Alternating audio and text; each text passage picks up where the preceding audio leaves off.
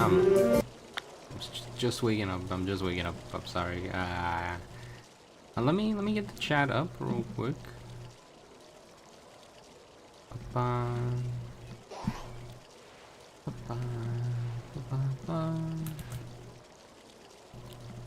Let's see, where is the little chat thing? There we go. And there you are.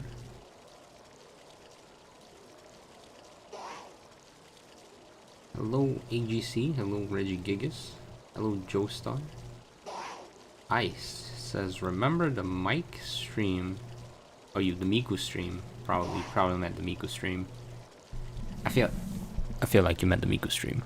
The Miku stream where Toxicity died and I soft reset? No, my hands they slipped. It's always my hands slipping. Nothing more suspicious than that.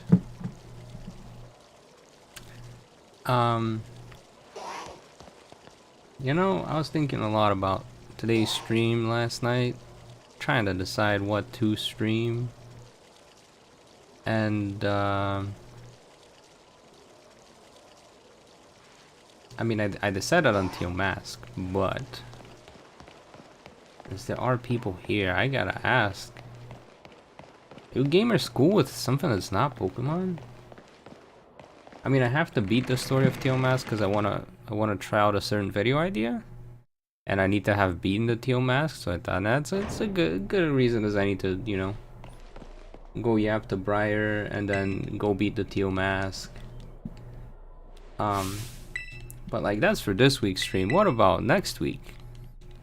I mean, I could just stream while I'm recording the other idea, but then I'm like, I'm always just streaming Pokemon, you know? It's always the same thing. Well, different things in Pokemon. You know, we went from Let's Go to Sword and Shield to Scarlet Violet. This means the only other thing I have is BDSP, and I don't think I want to stream BDSP. So one idea I was kind of throwing in my head about potential video ideas is stream Minecraft. I hear Minecraft got a lot of updates. Are they added to the Switch version? Because I do have the Switch version. That would be chill. I feel like Minecraft streams would be chill. Maybe not a lot of them, but like just a few, like to kind of see all the new stuff. Now, randomizer is still Pokemon though. That's the thing. Think outside of Pokemon. I mean, I guess there are a lot of Pokemon games. There's like a lot of fan games as well. Just a lot of options in general. And so there's this book. I forgot the name of the book. Oh no, I've read so many books I've forgotten their names. But it's a paradox of choice, right? So they did this research where they went to a store and they're like, "Hi guys, we got free samples for you. Free samples." Why you called Kofu? Because this is the Kofu run. So I'm gonna beat Kitakami as Kofu. But like, this is not gonna be a video. Because unfortunately Kitakami doesn't have much of a challenge. Like, it's a cute story. I like the story in Kitakami. But there's not really, you know, tough trainers to fight. It's just Kitakami. That's all it is. As a son of a librarian, I approve of reading so many books you forget their names. Speaking of reading books, I can't believe how much I got debated by this recent book I've been reading, where I thought it was Star Wars, and then it turned out to be Sword Art Online, with a much more interesting plot than I initially thought. I'm only like halfway through it, but if you know, you know. There's like one person in here that knows, but Teal Mask felt like a fever dream. The Teal Mask felt like a filler episode. Yeah, Kitakami is tough if you... yeah, that's kind of what I did as well. But in the end game, because now that I've beaten the game, I think everything's just level 60. So it doesn't really do much. And then battle-wise, I mean, you just have to fight like Kieran and Carmen a couple of times and that's it. Because for the Turo video, I was gonna do Turo on the Teal Mask. Like, I literally recorded Turo going to the Teal Mask with his heckin' Paradox Pokemon, and I don't know, it just wasn't. There wasn't really a story there. I mean, there was a story with like Kieran and going around learning the history, but there wasn't really much like a battle-related story. Like, there's the Ogre Clan. They seem interesting. Yeah, Kieran does use smart held items. That is absolutely true. I think the Kieran fight, the one by Ogrepon's Den, that's the first time I actually struggled in this game. So let me turn down the volume on the Switch, because I think the Switch volume might be a little loud. Wait, they fixed it in Mochi Mayhem? What did they fix in Mochi Mayhem? You like Pokemon for as long as you can remember? Your brother got you into it with X and Y? See, X and Y is how I ended up getting back into Pokemon. Good morning, Curious Cat. But like, aesthetics-wise, I really like Kitakami. It looks really pretty. I don't know. I wish they gave us like a side story that could function as a main story. Because the Ogre Clan is the closest we get to gym leaders, because there are, I think there's 8 of them total. And you get some pretty good items for beating them, but like story-wise, not really. A post-game story, the thing with Perrin, that was really cool. I love that. The Glitterati story, again, I get. But like, those are like, hey, we're catching a Pokemon. Hey, this cult is not a cult, is it? The Glitterati is not a cult, but like, you know, this group of rich people exists. But there wasn't really like anything like, hey, let's be a strong trainer. I guess it is the Ogre Clan, but fighting the Ogre Clan as Turo, it didn't feel like it was much there. I don't know. They just kind of felt like they're just random guys. I mean, I guess in a way they are, but they felt like random guys. Like this rice paddy area, I think looks so pretty. No, I'm like, is there a shiny? Is there a shiny? Is there a shiny? I don't see a shiny.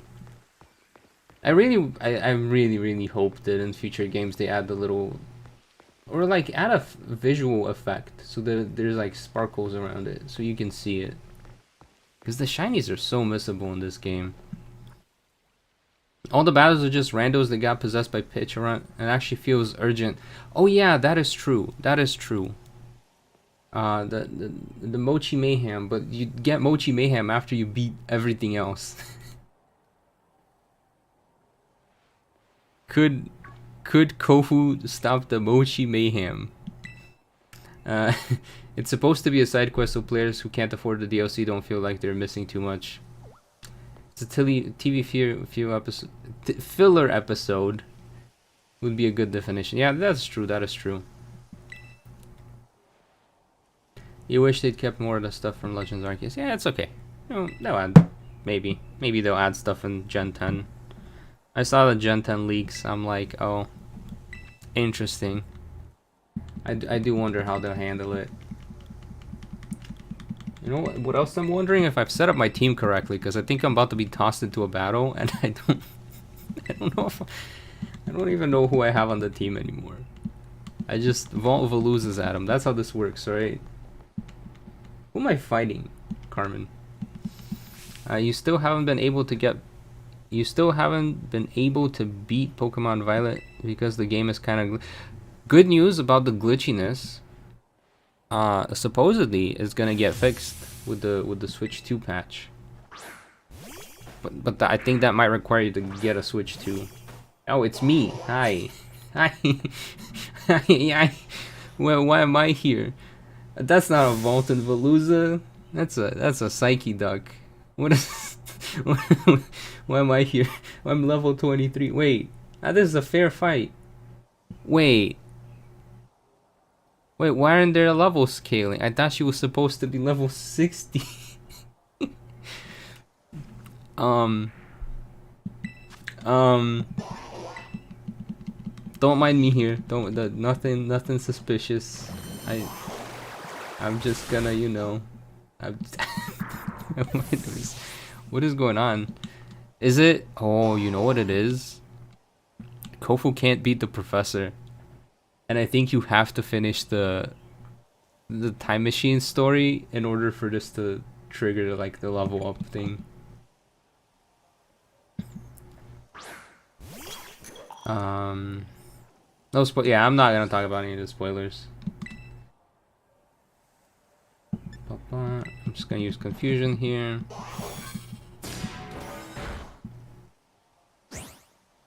Let's see. No Turo? What do you mean no Turo? Yeah, we couldn't beat Turo. Kofu could not beat Turo. I guess no extra hard Kieran fight for you. Yeah. Maybe I'll catch new water types for this, or maybe I mean I am trying to speedrun it, so maybe I just put Vault and Veluza in the lead and just crush everything while over leveled. Because I'm trying to realistically, this is gonna be more of a yappy stream while I am while I'm playing through the Teal Mask. So. Probably gonna get your brother a Switch too because it comes out 5 days before his birthday. Oh, that'd be a really sweet birthday present. If you can get one though, because it was a mess with the pre-orders. I think Nintendo's doing their pre-order thing in like a few days. I don't know if you signed up for that, but I'm assuming a lot of people who signed up for the Nintendo thing already bought their pre-order from like GameStop or Walmart or Best Buy. So chances are there's gonna be plenty from like the Nintendo available ones. So you should be able to get one. Can Kieran beat Mochi Mayhem? Mayhaps. Oh, yeah, another thing I learned is that for the Switch 2, when you transfer your file from like your save, like your main account thing from Switch 1 to Switch 2, it wipes. Also, I have not updated the Switch. I don't know if you guys done the update. Here, a quick distraction. So they did the update with the virtual game cards, and so you have like, I don't know. This looks nice. This looks nice and sleek. Here's what the updated version looks like. Give it a moment. Like, there's a bunch of extra things added on the bottom, and then when you want to play a game with DLC, it's like, oh, I gotta check if DLC is available. Yeah, see. So like, if I want to go to, let's say, Pokemon Sword, oh, now it's trying to do more system updates, but yeah, it's like they got the game share, they got the virtual, like there's too many things they added down here. It feels very cluttered now. I like how there were just very few things on the bottom screen. Anyways, back to old man Kofu. Just something I noticed. But yeah, so when they do the update to Switch 2, like look at how nice it looks. I love how nice this looks. And then they changed this to like a green icon, so it's more like trying to grab your attention because it's the news. Notice the news. Notice me. I am the news. Everyone just says Mochi and they dance. Yeah, Mochi match. But yeah. So when they do reset, I'm not gonna port this account over because I don't want to lose all these saves. I don't know what's gonna happen if I port the main account over. Like, is it gonna make me lose all these other saves that have access to the DLC? Because basically, because I have the DLC purchased on this copy of Violet on Switch 1, all of my other accounts have access to it. If I switch over to my other Switch, they don't have access to it, so it's like only the main account can access the DLC. So I'm gonna start fresh likely, and I might do the Kieran run there. Oh, but it's gonna make me buy the DLC there. We'll see then. Maybe this plan is not gonna work out. I don't know if any of that made any sense, but yeah, grandmas are obsessed with feeding people. That fits very much. Kieran's sister can eat Mochi Mayhem if she wasn't controlled by the Mochi. That is also true. The update just came out, it's just maintenance. Oh, okay. Well, rip, I'm not updating the old Switch. One account buys DLC for theoretically infinite. Well, infinite accounts on the same. Well, that's why I'm afraid to do the update. Because there's a chance that I do the update on this console and it doesn't let me access the DLC for any of the other saves. There's a big chance that that happens. So I'm like, theoretically, one account buys the DLC, all the other accounts should be able to access it that are on the same console, because you're not about to buy the DLC 8 different times for the same console. Ideally, a good way to solve this is that they just like sell a new physical copy of the game that has the DLC loaded onto it. That would be ideal, but they're not gonna do that. Like, I would totally buy though. You know, you go to the stores like Scarlet Violet, the Teal Mask, and Indigo Disc DLC included. Like, that'd be cool. That'd be like, oh, you get the complete game. They've already patched out all the glitches. They could do it. They could. The game sold a lot of copies. People are gonna come back to the game with Switch 2. That, you know, they could. Well, they do that, but it comes with download codes, I believe. I could be wrong. Because I'm pretty sure I've looked into it, because I was like, oh, this is cool, but then it's just, it's a download code. So you don't get, like, the DLC physically installed on the game card. Or at least that, I believe that's how it was for Sword and Shield, because that's when I did look at it. But I could be wrong. Or maybe it's the one I looked at that was like that. Who knows? Who knows? I should look at my team as soon as I get a chance, but I keep button mashing to get through the story. Also, sorry, garage noise.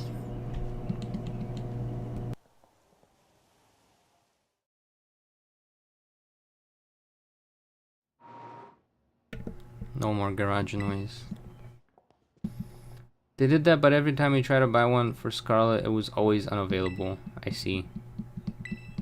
I see. Ooh, they got... I don't know if that's a Togepi shirt or a Leopard shirt. It's a cool shirt regardless. Like, the visuals of Kirakami though, I like them. I like the visuals so much. The little apple field with the applins. Ooh. Ooh, that looks nice. the wisteria pool. Chef kiss. The giant crystal pool at the top of the mountain. Yes. Yes. Old forest with Pokemon Lost to Time. Mwah. Mwah. I whatever they did for designing this region, I hope they take when they design their next region. Because I feel like a lot of the main region was a little lackluster, but they did a good job of designing this one.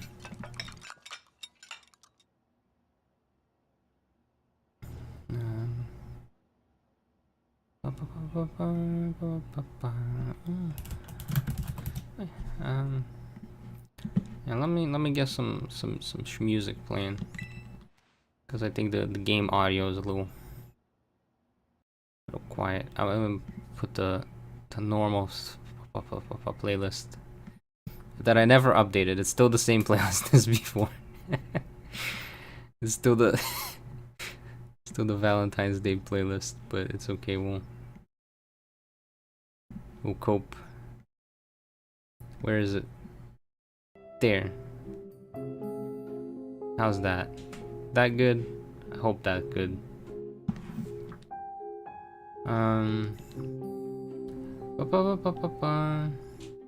All you have to do is load your virtual card with this update and confirm the DLC with it, and you should have it on your other profiles too.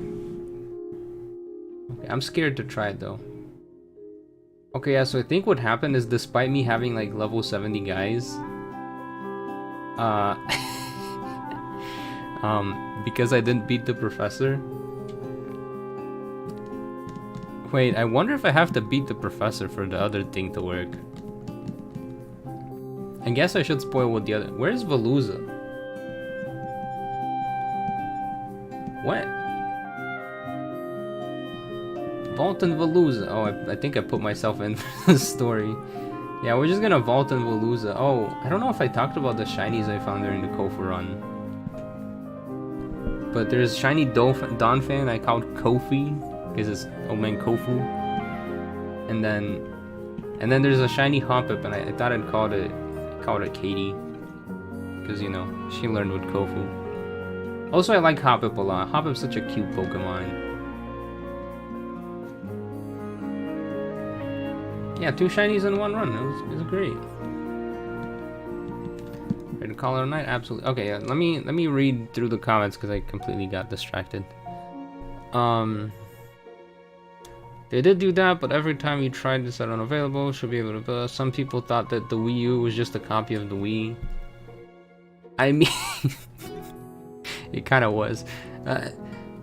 Jokes aside, can you believe you won't play on Switch 1 again soon? I'll still play on Switch 1. I'll still play on Switch 1.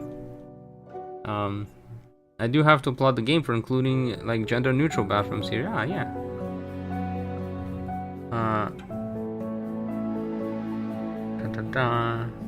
Yeah, I think a lot of small places are just like, this is bathroom. It's for everybody. Like it doesn't. The big labeled bathrooms, that's when you get like, you know, like a large city where there's like millions of people and who knows what kind of randos might show up when. That's when they start to do the separation. But like in small towns, they don't care. Yeah, I guess bathroom. Ogrepon looks like some goofy cereal mascot.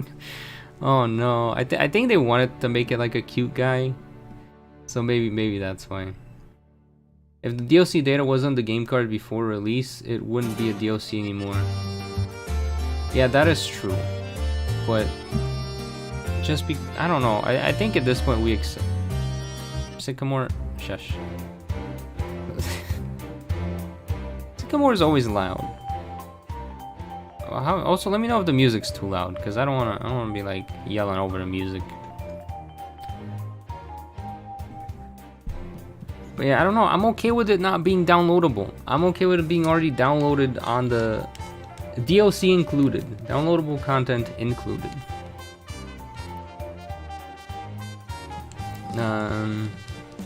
That's the Kofu difference, baby. Can you make a short video of Ogre taking care of Terapagos? Well, that just might be season 3, so I don't know yet. Why am I squatting? Try talking to the other kids. Okay. Hi, other kid. Hi, other kid. Hi, other kid. Good volume? Okay. Hi, other kid. Oh man. Wait, gamers. I think Kieran plays Minecraft. Cause I can just go creeper. Oh man. Anyways, bonus points if you get that reference. Thanks for being old, gamers. Tempted to play Scarlet and Violet as Rowan. Yeah, go for it. Do it. I probably won't play this as Rowan ever, so go do it. There's only so many runs I have in me.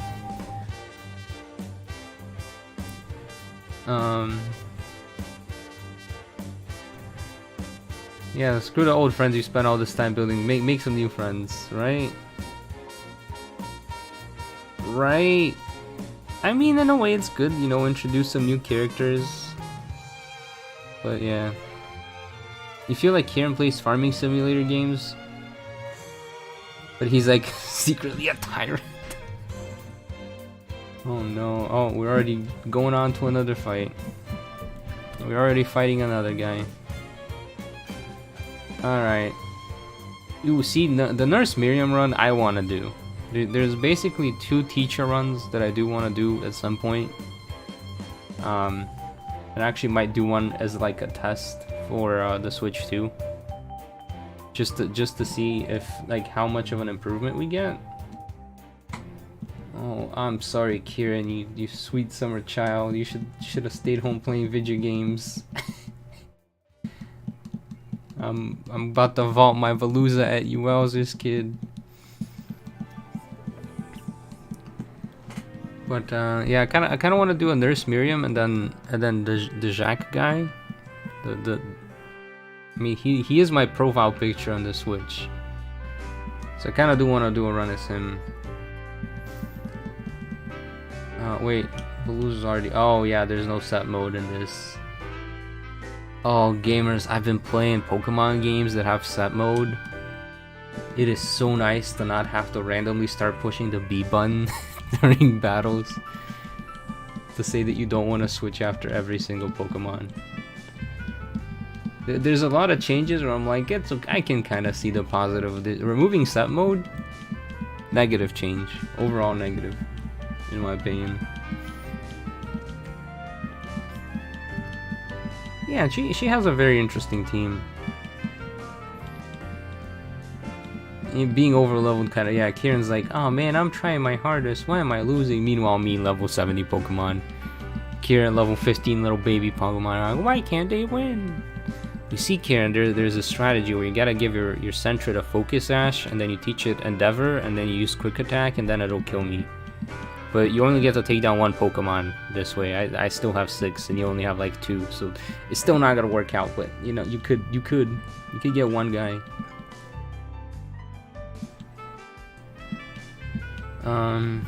I didn't get to the point of removing set mode. It's an option you get. Yeah, it's not like you're forced to use it. Most people, I think what they did is they probably did like a look at what normies. They looked at normies realistically. They're like, what the children and like people who don't play video games do when they play this game, and they're like, oh, they never turn on set mode, so we're just gonna get rid of it. That's probably what they did. Not realizing that like people who have played older Pokemon games would love set mode to be removed. Wait, no. Yeah, they want set mode. They want switch mode to be removed. So I think it's a case where they did like a case study and they're like, people don't use this. It just confuses. Maybe it confuses people, right? They're like, what the heck is set mode? What is switch mode and set? What does that mean? Like if you give this to a non-gamer,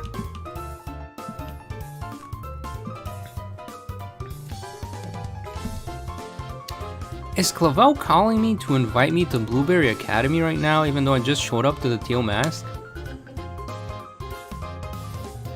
What is going on right now? What is Clavel? I'm on a field trip halfway across the world. What do you want me to do? What? I think realistically, you do have access to Blueberry early on. Yeah, you can only do up to like the quest where like catch an Alola version Pokemon or something like that, and you catch the Alola version Pokemon, and you're like, wow. Go to the academy. Leave. You just showed up here. Yeah, time to leave. Yeah, there's Perrin. And then there's like the Glitterati over here. So they do add like side quests, but there's only 2 side quests, so like, but this area, I like it. People picking apples. An apple in a day keeps the doctor away, they say. And like this, they should have challenged me to a battle right here. They should have challenged me to a battle right here. Or given me the option to go through the apple. I having replayed a lot of the older games recently,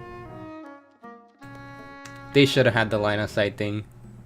I like that you have to talk to the trainers to battle them on one hand. On the other, that could still like impact where you go and explore. And it's okay. Hopefully next game they add the required encounters. Where am I going? This is this thing, right? It is this thing. Yeah, I feel bad for speedrunners, exactly. In universe, you get invited to Blueberry Academy because of Carmen's recommendation. Right, so it's like a continuity issue a little bit. Yeah, you just met her. She's like, yeah, this kid, invite him. Yo, is that Squidman? Is that? I want to call you the Rizzler, but I don't know if you are the Rizzler. But hi, Squidman, how you doing? I haven't seen your face in a long time. I instantly going into insulting you mode, but I'll refrain. I'll refrain. Peak Fiction, you get sent all over the world while you're on vacation. You go on vacation, they're like, by the way, hi, you're invited to other side of the globe. Come visit right now. Right now. Visit right now.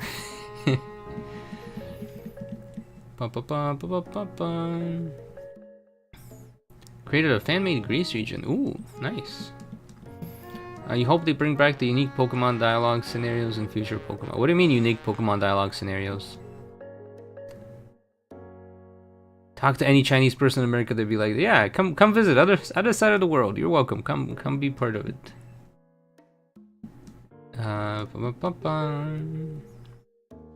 Who is that? Who's Squidman? Squidman's a friend of mine. We did a lot of Splatoon stuff together before he decided that YouTube is not a good career decision. and now has a real life and is doing great, and I'm very proud and happy of him for him.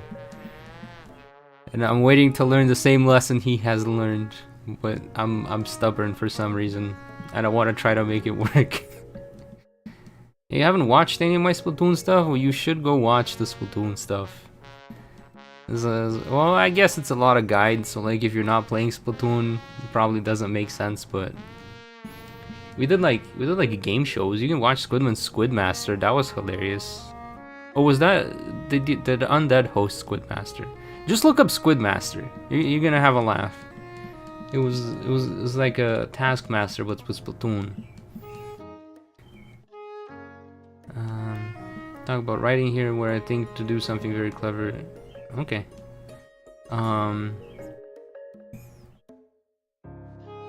Where if you have certain Pokemon in battle, you get a unique dialogue. Oh yeah. Oh yeah, they did this here, and I was like, ah, this is cool. Where am I going next?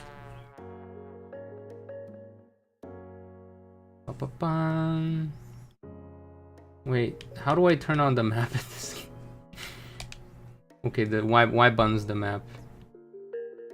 Maybe new job, no night classes.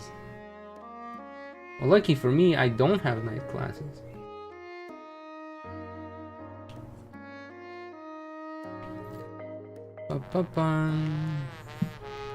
Yeah, I did like the unique dialogue with Pokemon.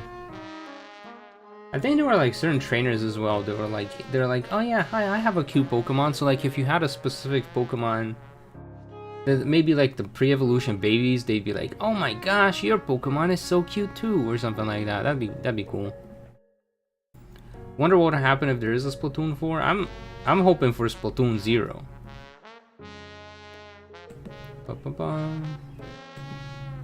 You're taking a break from learning Chinese. That's cool though. That's cool. Like you're learning a new language. You're exploring a new area. Have you found the thing from the handkerchief yet? Cause oh boy, do I have a side quest for you, Squidman. So for those who are extremely confused gamers, so when I was growing up in my apartment, there was always like this little painting, or at least it looked like a painting, or it looked like, it's not crochet, but I don't know if you guys know, it's like people will sew together stuff. I think it's called cross stitch, or it's kind of like pixel art in real life. So there seemed to be like this cross-stitched painting of like a temple-looking thing in Asia somewhere. I've arrived at my destination, but oh, I was like, there's nobody here. So I tried to look it up out of interest, and it turns out it's a place in China. So I was like, Squidman, you should go find it. Find it. Find where it is in real life, because that'd be cool. And then he never did. He's let me down. Doesn't care.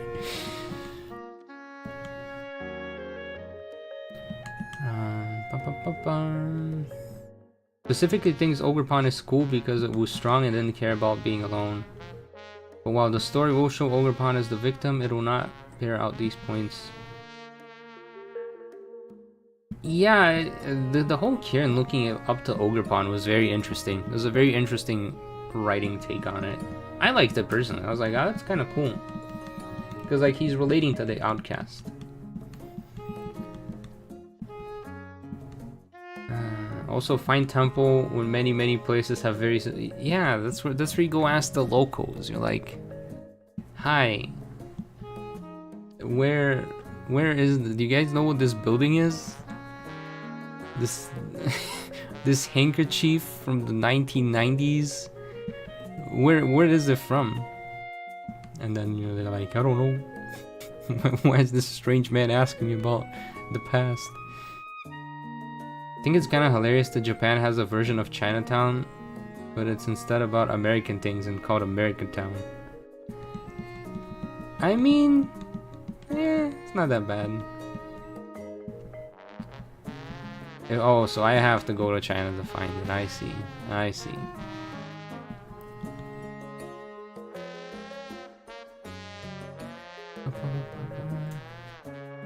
The downward spiral we'll go into later. Garbage in, garbage out. Yeah. Dreaded Den, that's Ogrepon's homeland, right? I believe so. There's a lot of yapping in this story. It's just a lot of fight Kieran and Carmen over and over again. And I think that's what makes it feel like not replayable in terms of story, because it's like it's cool the first time, it's great, but you're not really running into other trainers to fight. Like, I kind of wish you would have fought the other two kids that show up with you. That would have been nice. Another thing I really liked about Kitakami though is lurk. Alright, Squidman, enjoy the lurk. I don't think the bot works anymore. I think the bot just retired itself. So there's like these signs right here that don't matter, but then there's this actual sign here that does matter, and it's like this becomes a flight point, one of the 6 wonders of Kitakami. So now you can fly here. I like that. That's cool.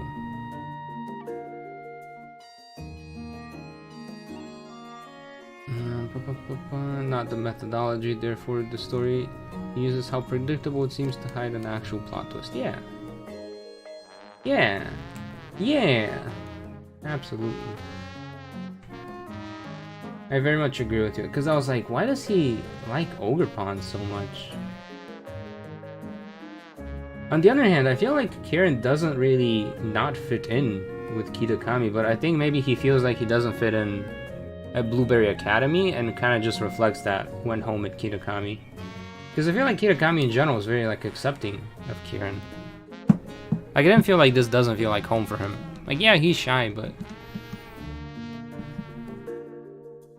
I love how he used cook for cooking. Yeah, it's also the Kofu run, so I'm vaulting Veluzas at everyone. That interior mascot is too scared to walk outside. Oh no. Well, they're not alive yet, so he shouldn't be scared yet. You also see it as his sister sort of forcing him to the background in most social... Ooh, that is true. Carmen can be a little bit overbearing. See, it's like we literally battled Kieran like 5 minutes ago, and now we're fighting Kieran again. Which, to be fair, this is actually what Pokemon does with a lot of their rivals. It's usually more spaced out. Because I noticed that with like the Nemona fights and the Hop fights and the Trace fights in Let's Go, like they do happen fairly frequently, and all of them you fight like a solid like... It's like 6 to 8 times throughout the story. So it's not like Hop is only annoying because we fight him so many times, because we fight Nemona and Kieran the same amount of times. I think it's just the way the fights are presented that made Hop feel extra frustrating. But now that I've battled Trace in Let's Go several times, I can say that Trace is the most annoying rival, because he'll spam Pocket Sand and double team at you. So like you can't hit him. His strategy is you can't hit me. I'm just like, boy, at least fight proper. And he's like, no. Can't hit me, I win. Yeah, Carmen has the thing in Kitakami that rejects outsiders, which is weird because she goes to like an international school, so you'd think that she'd be a little bit more accepting of others, but I guess not. Do you specifically choose a starter to make the opponent harder, or do you select based on personal preference? Honestly, for Sword and Shield, I specifically pick Hello, Score Bunny. Score Bunny is the Pokemon I'm thinking. I don't know why I remember its German name. I believe Hoplo is its German name. Wait, now I have to look it up. Servi, Score Bunny. I don't know why I remember this thing is Hoplo. Yeah, it's the German name. But yeah, I pick Score Bunny because that way Leon has Inteleon, which personally I think the Inteleon team for Leon is the toughest team, so that's why I go with that. For Scarlet Violet, I think I just picked the Grass Cat. I don't know why I pick it, but I do. He's a little green guy. There's not as much thought to it since the Mona's team doesn't really change all that much depending on the starter. Whereas in Sword and Shield it influences like 2 of the champions Pokemon, so I'm like, this is a more major decision.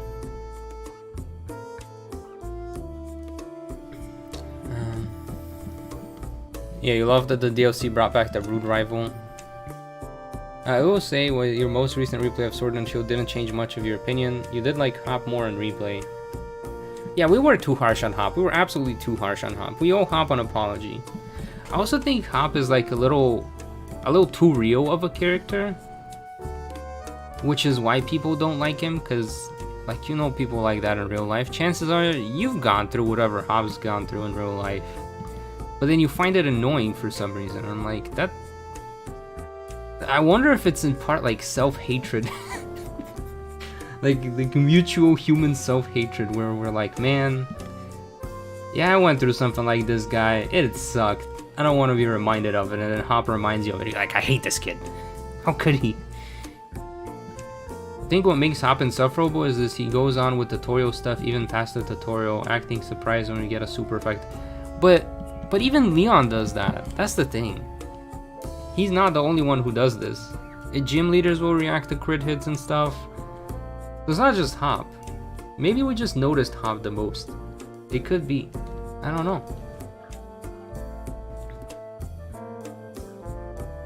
Carmen's dislike more to preserve her homeland. I guess.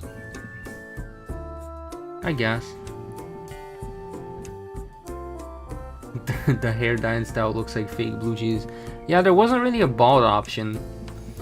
Because Kofu kind of bald, you know. But unfortunately, no bald option. So I was like, well, this is the closest we're getting. This is the closest we get to bald.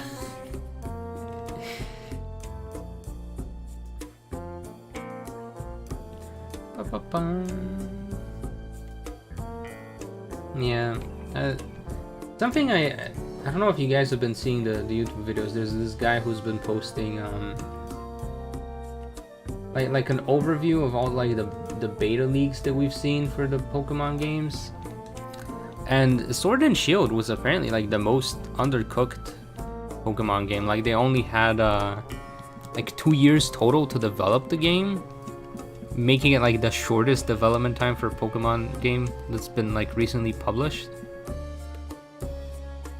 And I'm like, man, I mean, it explains a lot because the writing was kind of garbage in Sword and Shield. Like I could see the potential for a lot of things, but the writing was kind of garbage.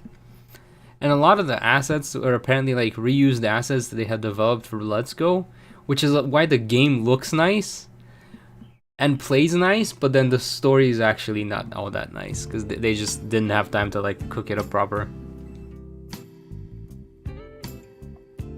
Which, if anything else, nothing else, it really does say, hey, Pokemon, make sure to have ample development time. Like you need the extra year to make the game good. Yeah, good ideas, bad execution, especially with Rose. That ending section agitates me every time I play it. Like I know what to expect, so like I'm like, I know what it is, but yeah, their characters are pretty flat. Yeah, they need a bit more time to improve the story for sure. Did they add an extension? Yeah, he's not bald anymore. He's no longer bald. Now he's Arthur from Fire Force. I don't know if you gamers watch anime. If you get that reference, you know who I'm talking about. It looks too similar. Arthur Boyle, yeah, that's the character's name. Things change. Wait, now I'm forced to wear this outfit. Oh well, this is what we go get yourself a mask. Alright, give me mask.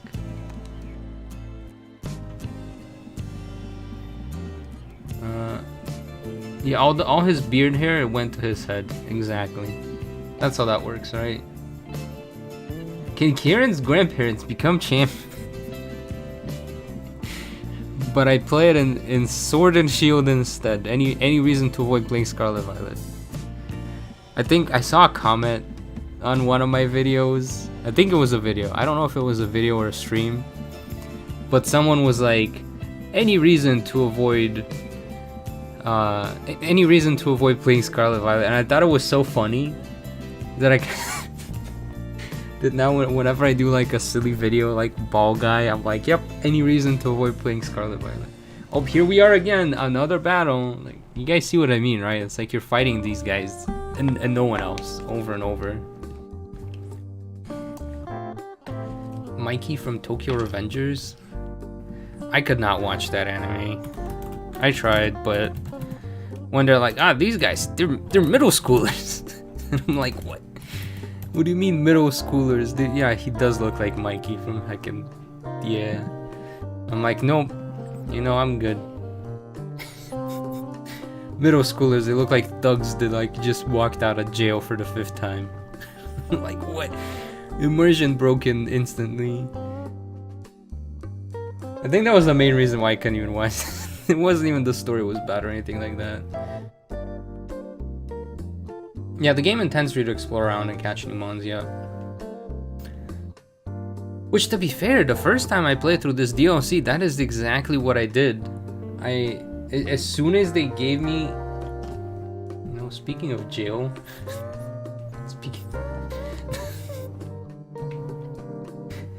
What did the... Oh, not moving the camera. What did the... Stop moving the camera! Why is it the camera moving? What is happening? Wait, they added cinematography to this game? Oh, that's right. Some battles, they do have cinematography. It's a dark type. Man. Thanks. The grandparents, they look like they're in jail, is what I wanted to show. But the game said, no, we're adding cinematography.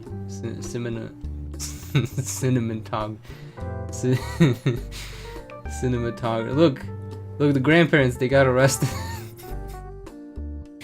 They made too much mochi. That's all I wanted to show. That's it. Not that much.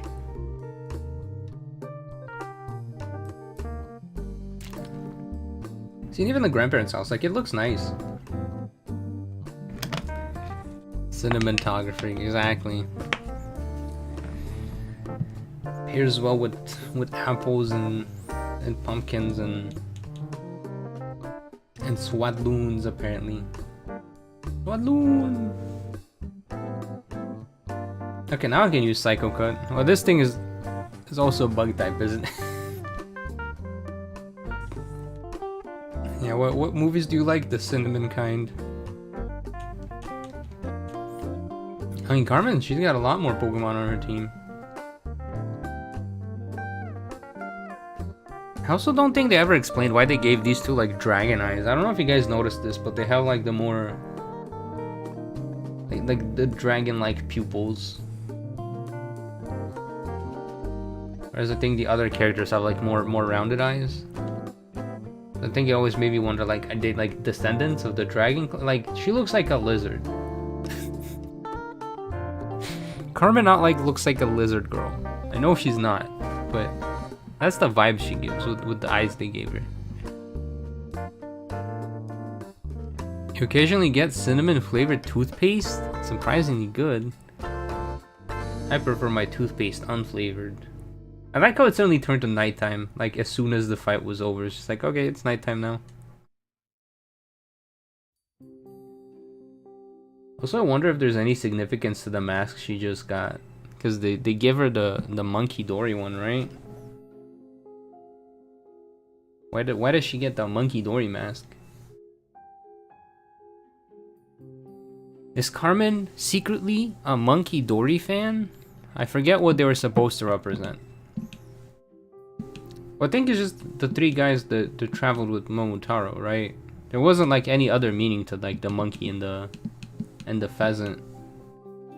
Or was it like one is wise, one is strong, and one is like hot? Yes, the three superpowers of humanity: mind, power, and attractiveness. Yeah, their house looks so nice as well. Like they got like a little pot of, like this little area specifically is so pretty. Vault and Veluza. Like this is what I do to get the background footage, but like this little pond, I want this in real life. Like it looks so pretty. Brain versus brawn versus beauty. Exactly. All bees.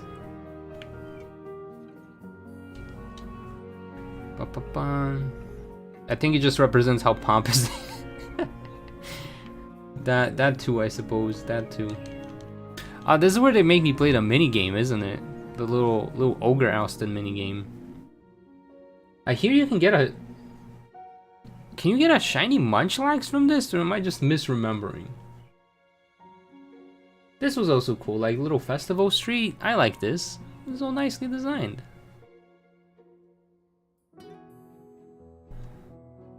We never find out what happened to their parents. So I mean, chances are with the way these rule things work is that their parents just went to like Kanto to work full time, because there weren't really any jobs in Kitakami. But then they send their kids to like spend time with their grandparents in Kitakami, and the kids kind of got raised by their grandparents because the parents got to be working all the time. Which is kind of what happens in Europe as well. I don't know how often that happens, like in the East Asian cultures, like the grandparents helping raise the kids. But it is kind of basically what happens in Europe, especially like when both parents are working. It's like, alright, kiddos, you get to spend time with grandma and grandpa. Why? Because we gotta work. Maybe it's to show a contrast when they eat mochi. Maybe. Well, you can probably get that pond IRL. You probably need to pay like 500. Nah, I could just... Or I could just do it myself for 500. That's the part I don't understand. Why is everything like 10 times the price it should be? Like, is that just what happens in service economies? Plot twist, Kieran was Yugi Moto this whole time. You know, it's funny you say this because the other game I considered streaming today that wasn't Pokemon was Yu-Gi-Oh! Duel Masters. I was really tempted to play Yu-Gi-Oh! Duel Masters on stream today. And just because I don't know if you guys noticed this, but YouTube has started live streaming Yu-Gi-Oh! 24/7. And I rewatched it and it brought back some memories, and I'm like, this is so over the top, I love it. So now I kind of want to go on like a Yu-Gi-Oh! Spree where I like revisit and play the game. I'm tempted to. I don't know if that'd be interesting to watch though, because it's just a card game. But hi Kieran, let's buy some apples. Is that one isekai where the guy turns into a girl but their superpowers is how attractive she is and she has to get an old world best friend to do?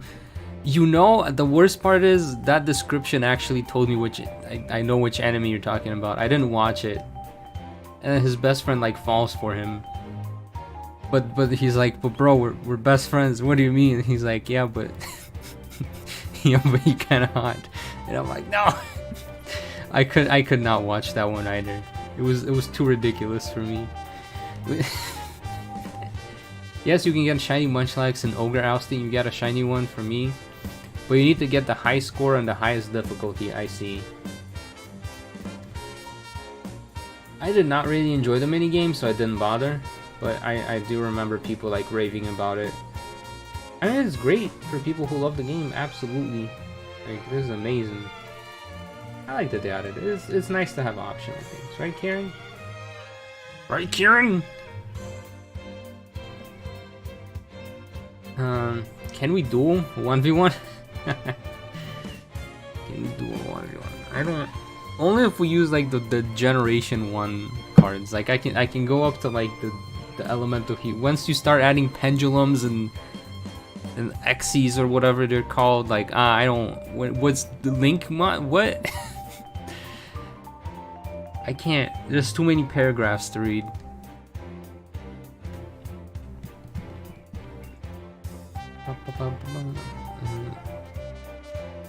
An ordinary guy who reincarnated into total fantasy.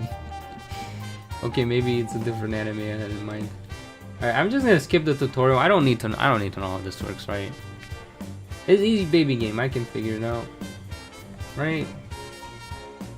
I just drive through the balloons, and then I can only carry so many anyways. And then I need to pick up some blue ones. Okay, and then I need to go to a little totem area. And then I need to deposit my items. One by one. And then I win. Ogre ousted. I like how they have like very specific berries for them too. Wait, preparing next stage. There's more? I thought I won. Uh-oh. 1, 2, 3, 4. 1, 2, 3, 4. 1, 2, 3. I can count. Wait, I need the green guys. I'm gonna be missing one red, aren't I? One red and one green. Dang it. Alright, we're gonna pick up these red guys on the way. I synchro summon Junk Gardener in defense mode. Synchro, what? What is that? I'm watching the anime. They're just like making up card effects, and I'm like, this is hilarious. Hilariously bad, but hilarious nonetheless.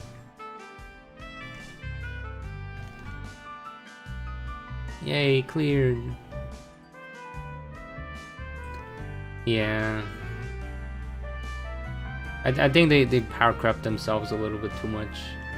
I mean, the cards, they always look cool, but it's just the effects a little too wild. Okay, and I think this is the one where they make you go back and forth a little bit more, because you cannot pick up enough balloons to like get everything you need. And then a squavage shows up and you have to scare it away. Actually, I might be able to. No, I don't have enough with the rock guy. Actually, it should let me pick it up, right? It's not gonna let me do 4, is it? Oh, it is. Perfect. I have the right amount of berries. Just let me run my Jinsu deck and. No. Only suffering. My monster is also a spell card. And it also lets me special summon 10 other monsters. And then remove half of your deck from play. And then it boosts my attack by 1 million from removing half of your deck from play. Just play Pot of Greed, please.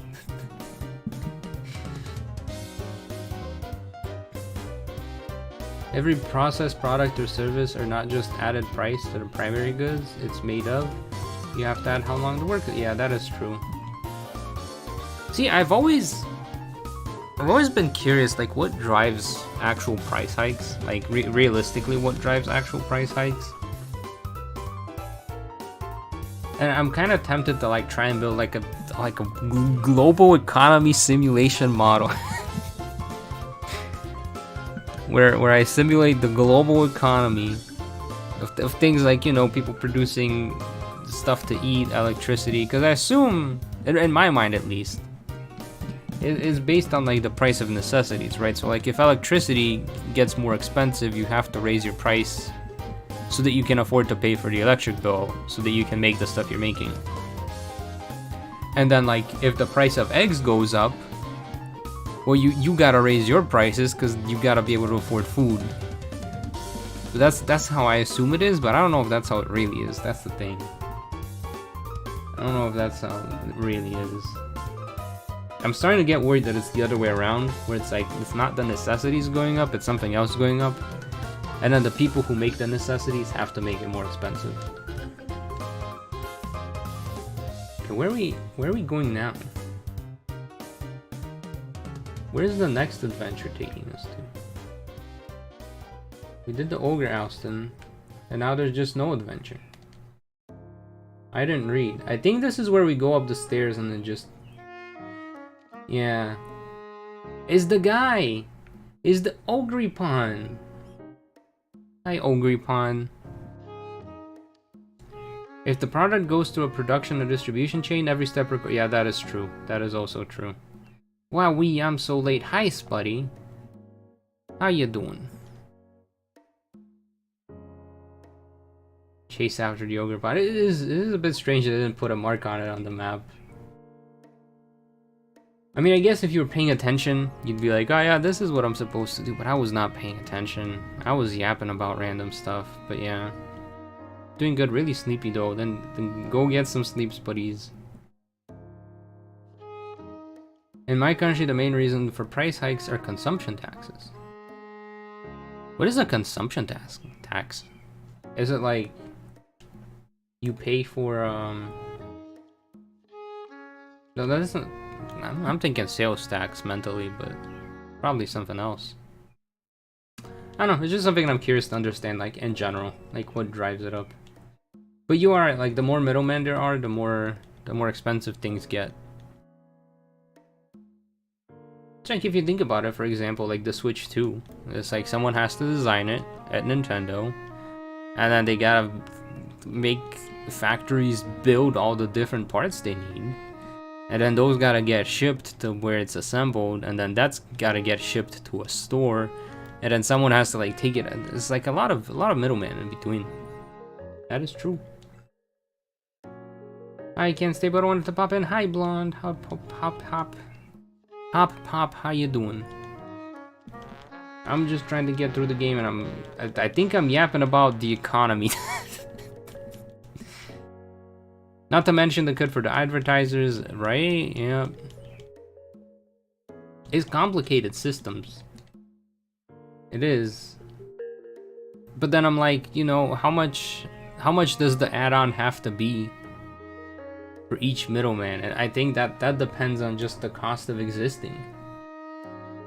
Talk to Kieran before heading back. Can't ride Miraidon right now. What do you mean I can't ride my motorized bike Pokemon through this festival? This is too real. This is too realistic. I don't want this. I want my video game to be silly. Hi, Carmen. What you got there? A smoothie. Shaved ice. I don't... This might be a hot take. I don't like shaved ice. It's just ice with syrup on it. It's kind of gross. In my opinion. I don't know. It's just pure sugar, I guess. Welcome to Vaskonomics 101. Instead of paying taxes directly to the government, they charge taxes to goods and services provided by the product producer. Ah. Refrigerator? No! No! Spuddy, no, that is horrible for your teeth. Don't go eating I meant like ice cream. Ice cream's good. I like ice cream. Basically sales tax on steroids, it sounds like it, yeah. I wanna change the settings of your phone, no. Briar, what do I do? Briar, okay. I go to bed, I think, right? No? No, what do I do? Gamers, I didn't read. What do I do? But let me go to the bathroom. Let me go to the bathroom. Welcome. She seems like she wants me to do something. But... Uh-oh. What do I do? I'm scared. Head outside and start a new... Oh, head outside. I was about to go back to bed. That is indeed how you start your day. Good morning, gamers. It's time to go back to bed. Honk shit. I did feel that today. Oh, it's raining outside. Delightful. Just like hot sauce, you get Tabasco sauce? Is that what you're talking about? Hitting the snooze alarm. No, I don't hit the snooze alarm. I get up, I make my bed, I eat breakfast, I do my gacha dailies, and then I'm like, alright, it's time to go back to bed.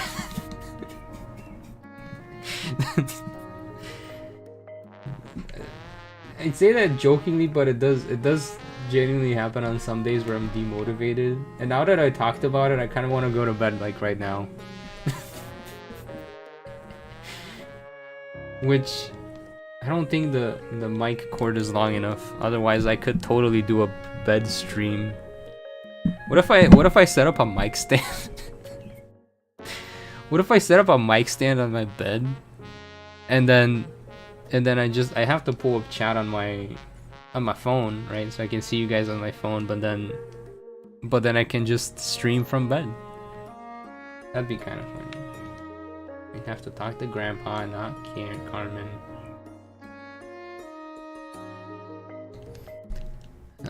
Some stuff here is 80% of what you pay for are taxes. Wow.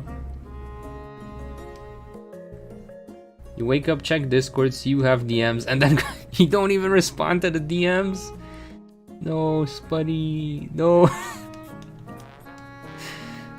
You did like that one video where Vic describes her day, and the first 3 steps are I hit the snooze alarm. That, you know, that sounds very much like Vic. It reminds me of, you gotta show Grandpa the thing you have. Alright. Here's my Teal Mask, Grandpa. When Vic first started her Sunday Funday streams, that's what she calls them, right? Sunday Funday streams. This was like 6 or 7 years ago, but she'd always be like half an hour to an hour late. So I would hang out and chat, and like, try to like strike up conversation and entertain the people waiting for her to show up. I don't know why I stopped doing that. I think she started just streaming at a later time in the day so that she was actually awake. But it was kind of funny because she'd be like, ah yeah, stream at 8 AM EST. And then she doesn't actually get out of bed until 9 AM EST, and YouTube's like, ah yeah, this stream should have started a while ago.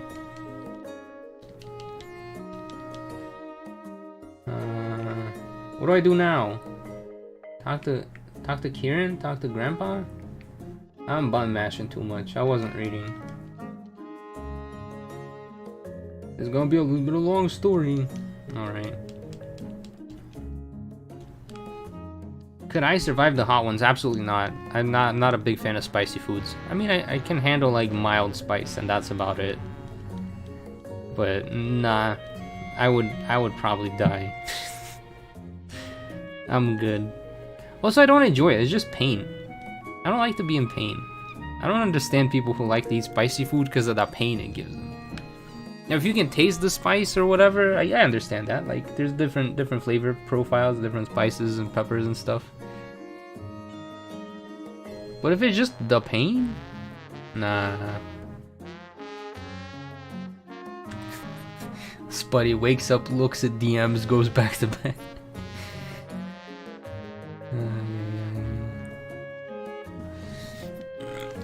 Yeah, it do be like that sometimes, though.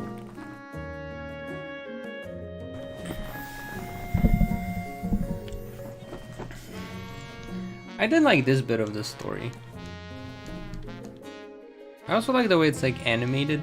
Like it's not really animated, but they just have like art. Like I know it's not like a full-on animated cutscene, but I think it was very acceptable for like the situation where it's like they're telling a story of what happened in the past.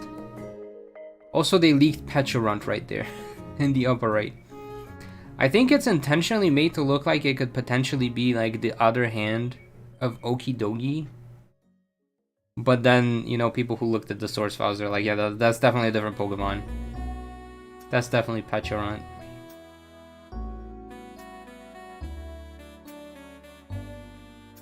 Yeah, I was not Team Spicy, no. I think it's just a thrill for some people. True. Is it a thrill though? It's just pain. It's just your body going, oh no, this thing is gonna kill me. And then you're like, ah, it's okay, you'll be fine. You'll be fine.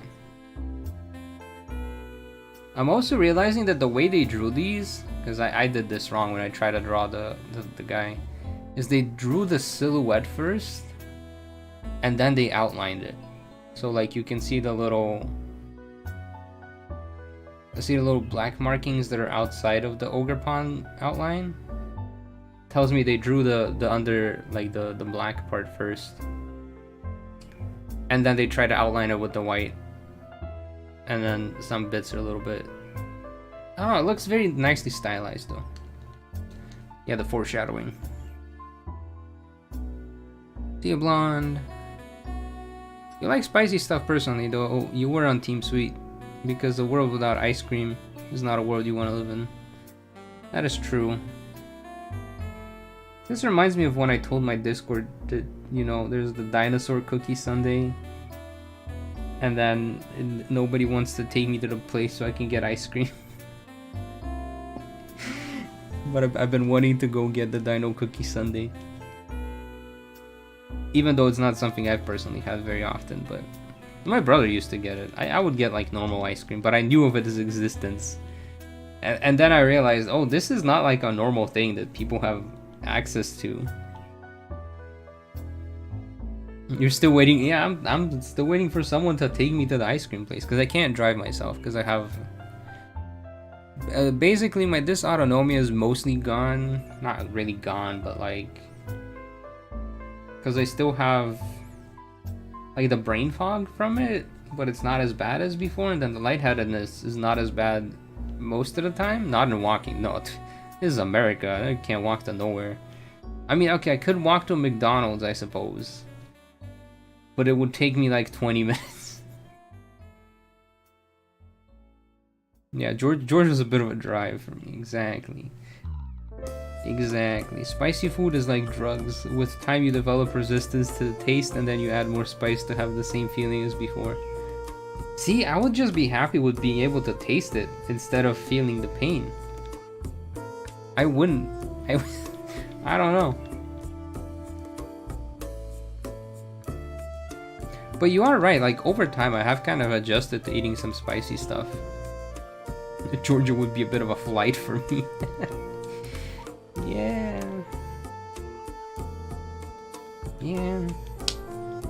I don't know, it's like, I want to do more stuff, but at the same time, just because it's not very walkable where I am, it's like you have to drive to get anywhere, to do anything. And since like, I mean I can drive, but it's not a good idea for me to drive. Because there's like a 1% chance I might just pass out. And I'm not taking that risk. I know it probably won't happen, but I don't want to take the risk, and also it feels miserable. It feels like you're on a boat on the Drake Passage. I don't know if you guys have seen those, like... There's some videos and clips where they're like, oh yeah, you just... There's the Drake Passage, it's like it's a very bumpy water ride. That's what it feels like when I'm driving, physically to me. The most you've ever gone up to was hot. See, in a lot of places when they have the hot meter, they're like... They just have like, not hot, hot, super hot, death hot. I'm like, how are you ranking these hotnesses things? And then some places you go and like, you get the hot and it's like... I remember going to this barbecue place with a friend. I was like, hey, they have usually, so when you go to like a barbecue place in the US, or at least in Georgia, they'll have like their typical barbecue offerings of like pulled pork, beef brisket. Now I'm getting hungry, but whenever you do order your stuff on the table, they'll usually have like two little squirty sauces. Like you can add a sauce essentially, and they usually have their generic just plain old barbecue sauce because it is a barbecue place, and they'll have a spicy barbecue sauce. And we went to this place because she's never been. I'm like, you know, you can't really go wrong with barbecue. Like, I know the US gets a lot of like, haha, you guys only have hot dogs and hamburger, but like barbecue kind of slaps. Like beef brisket, that stuff good. I was like, yeah, let's go get some barbecue. And then there was two sauce options. So one of them is normal barbecue, and the other one is hot. And it said hot and smoky on it.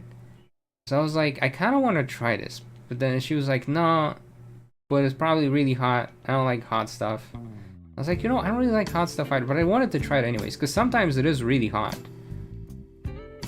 And but I was like, but they put smoky on it. Smoky doesn't inspire pain, you know? So I put some on to try it, and there's like 0 spice on it. Like a jalapeno pepper is spicier than that. And I'm like, why did they even write the word hot on this? Because some places you put on the hot barbecue sauce, and that will like burn your mouth off. So it's very strange how they do the hot ratings for some places. I mean, I didn't mind because I was like, ah, great, this is a sauce I can enjoy. Hi, Charge Bug, how you doing? Thing is, people who eat it too spicy, their brain only registers it partially. I see. Spuddy, it's okay. It's just chicken. He's not that serious, bro. Sounds like someone's hungrier than I am. Oh no. Fun fact, beef brisket was invented by the Jewish community in Texas who wanted to join in barbecue culture, but none of the traditional barbecue foods were kosher. Oh, nice. Well, thank you for inventing that, because that is... I'm gonna be honest, I've had like bad pulled pork before, but I've never had bad beef brisket. And I don't know if it's just the way brisket's made where it's hard to make it bad. There are too many craters here. See, this is the one area where I'm confused as to what the heck this area is supposed to be. This is the poorly designed area in Kitakami, in my opinion. The rest of it is great. This area, confusing. Okay, this is where I want to go. Maybe hot as in temperature. Nah, watch out, straight from the grill. It's hot and smoky. I do have a story about hot. About temperature hot.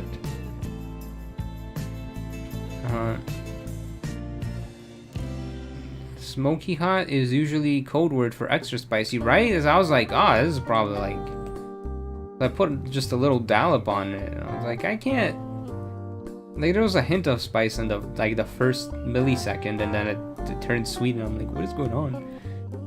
What is going on? Have I ever tried kimchi, wasabi, and Tabasco? No. I have tried wasabi. I like the wasabi spice. But that's like a different kind of spice, you know? Yeah, that's not the pain spice. That's the make you breathe the spice. You just found out through your Jewish friends. Yeah. That is cool. My favorite... is it still considered an American food then? The other thing that's not American is apple pie. That was invented by the British. There were cookbooks with apple pie from the UK before America was a thing. So unfortunately, when people say as American as apple pie, that's a bit of a misnomer right there. Wasabi makes my nose hurt. I mean, but you gotta have a little bit of it, you know? If you take the whole like dollop of wasabi and just down, like That doesn't sound like a fun time, but like, you know, the little dip of wasabi is great. I like that. You don't even think kimchi is spicy? See, I'm Bulgarian. We have basically sauerkraut. So to me, kimchi is just a spicy sauerkraut, and I prefer non-spicy things. So I haven't really had kimchi before. I assume I'll like it, but it's just pickled cabbage with spices, right? What tastes spicy and then sweet should be eaten with care. If you eat it too quickly, you overdo it, and it can become faint. Ooh, okay, that's good to know then. To be fair, what's more American than appropriating someone else's invention is your own? You know, that's... I shouldn't laugh, but it is true. I should not laugh though, but you're onto something. Because they directly touch your taste buds, I think. Yeah, also the area of coverage. You're currently trying to see if Guzma can become champion in the Gala region. Ooh, let me know how that goes. I was tempted to do like a Guzma run at some point as well, but I think Kieran might win this battle. Yeah. I've taken damage. That means I'll lose.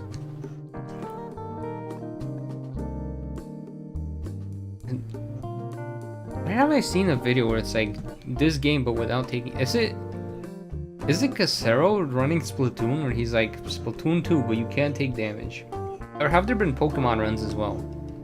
I feel like there have been Pokemon runs as well where it's like Pokemon Diamond and Pearl but you can't take damage.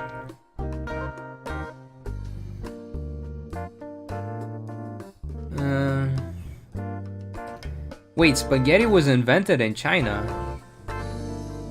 Now you're blowing my mind.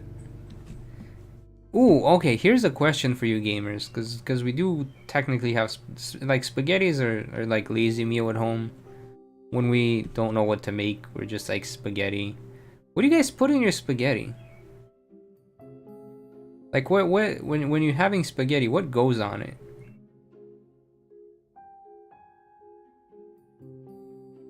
Oh, you're currently on vacation in Korea. Well, enjoy some kimchi for me.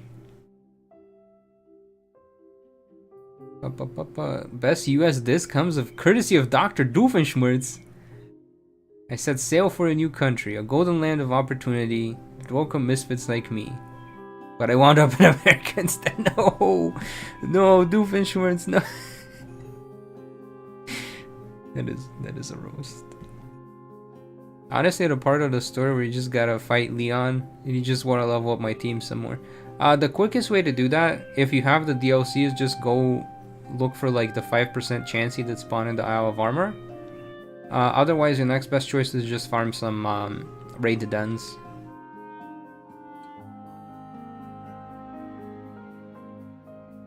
Tomato sauce and basil. Nothing because you dislike noodles. It was invented in China, but Italians popularized it. Maybe cheese. You can't spill the family recipe. Take a chance on Chansey. Exactly. Yeah, because we usually just do like some sort of tomato sauce and then cheese, but it feels boring. I don't know. I feel like it needs some more. Because then I'm trying to think, like, when I go to Bulgaria, like, they'll have, like, pasta there, but it'll be, like, spaghetti bolognese, and they'll have, like, stuff on it. But mentally, I never take a note of what the stuff that's on it is. But it feels like, you know, like proper spaghetti.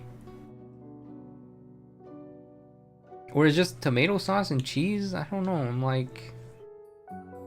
I mean, sometimes the sauce carries. Like last time I got the sauce that was oh, I want to fly here. No, I want to fly here. I got the sauce that had like caramelized onions on it, and it was great with just the sauce and cheese. It was amazing. Criminal offensive cyanide, Kieran. Also, I love the design of this lady. She just she just screams fast food and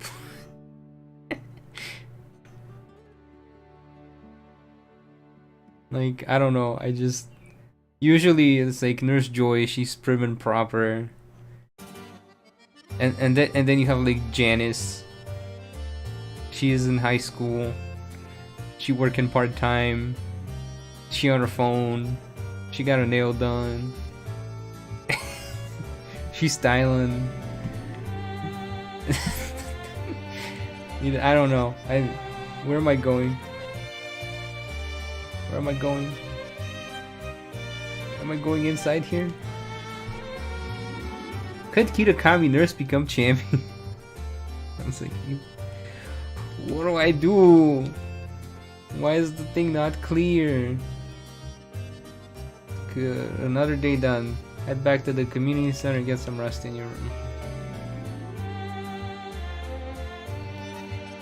Now I eat. Yeah.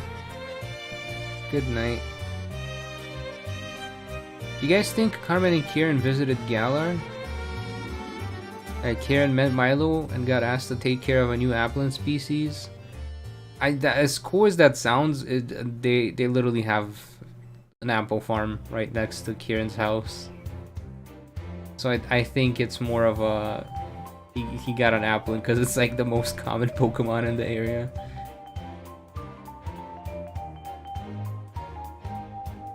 We need more unique Nurse Joys. Yeah, they have been. They have been doing a little bit more Nurse Joys. And then Officer Jenny, she just got fired. She don't even exist anymore. Who's an Officer Jenny? Am I right, gamers? That was one of the things that I did like about the DLC. They changed its boring design from the base game to this. I mean, I wouldn't say that the base game design is too boring, but it just like, it felt like a random employee at Subway. I mean, they took their job seriously, but it doesn't feel like Nurse anymore. It's just like Subway sandwich, Burger King cashier. Which is no shame if that's what you do. It just doesn't fit the nurse thing, you know? How would you feel if you went to your doctor's appointment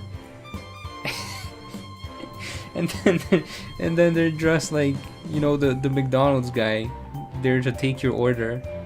You'd be like, did I go to the right place? And they're like, yes, food heals the soul. Here you go. A McBurger / not sponsored. No longer Nurse Joy, Nurse Rejoice.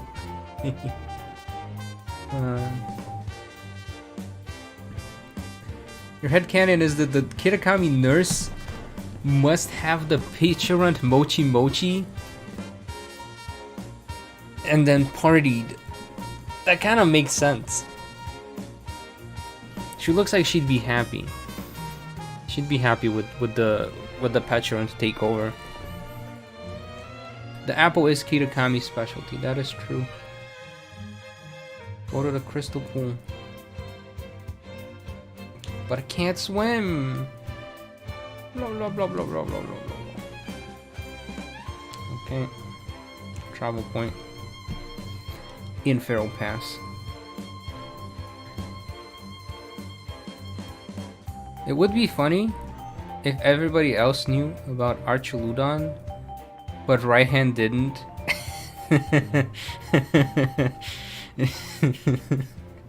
he just 5% dumb, and the 5% dumb is him not knowing about Archaludon existing. And he's like, nah, I prefer the Gigantamax version instead of evolving it.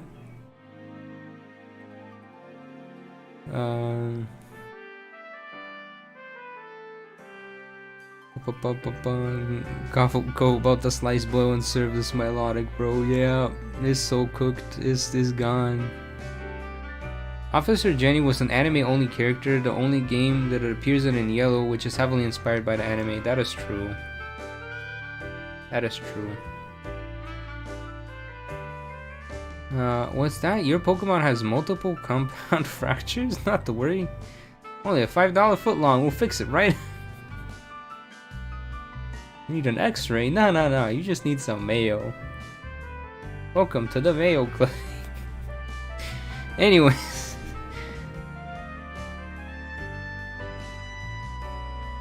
It's actually speedrunning, not... Wait, what did I type? Oh, I missed an N in speedrunning.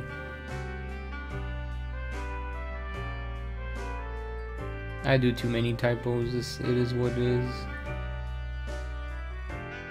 At this point, I've accepted it as part of my character flaw. I'll accidentally mistype stuff. The game doesn't treat their essential workers right at all. Poor nurses. Grammatical error. I see. Lily dressed up like a doctor. For $200 more, you can have the deluxe room with a ginger ale. Yo, speaking of ginger ale, like a few years back, I did end up having to go to like the ER because I was having a pain that was not supposed to be there, and the nurse did bring me ginger ale. I didn't ask for ginger ale, and I wasn't charged for the ginger ale. She just brought me ginger ale. It was very nice. I appreciated it.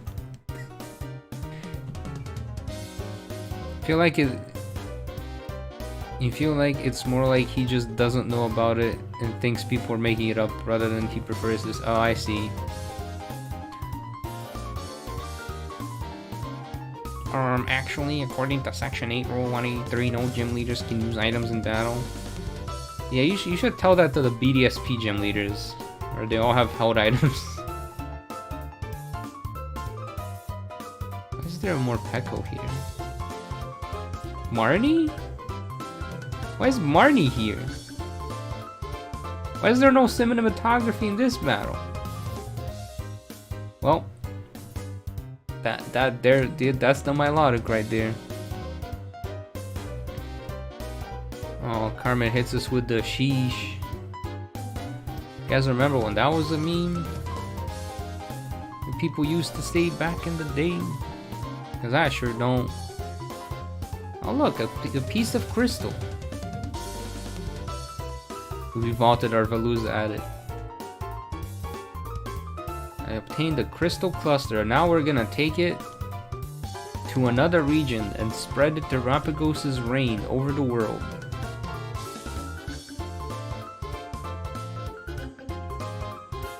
Yeah, rematch but with stronger team that represents our enhanced version team. Yup. Flint would rather use 3 non-fire types Pokemon than a full team of them. To be fair to Flint, there weren't really that many fire types in BDSP. I brought you back to an era you thought you had long forgotten. How do I still remember the sheesh so clearly? Sheesh! No Marnie, just Carmen. Wanting to have a following like Marnie's. Aww. Aw, I bet Carmen would be very power crazy if she does get the following that Marnie has. Like Marnie's like, hey guys, let's not do that, and Carmen would be like, world domination. That's right. I am the boss. You know, Marnie's like, leave me alone, gamers. Stop causing trouble. I also like how the flying taxi's different. It's Knocked Owl here. And then I believe it's Skarmory for the Blueberry Academy. It's like a small little change that they did not have to make, but I like it. I like that they made it. Hello, Grandpa. Would Carmen and Marnie be friends? I don't know. I feel like Carmen would hate Marnie. Hey, Grandpa. We got the crystal Oh, wait, that's Carmen saying it. Whoops. Old man Carmen.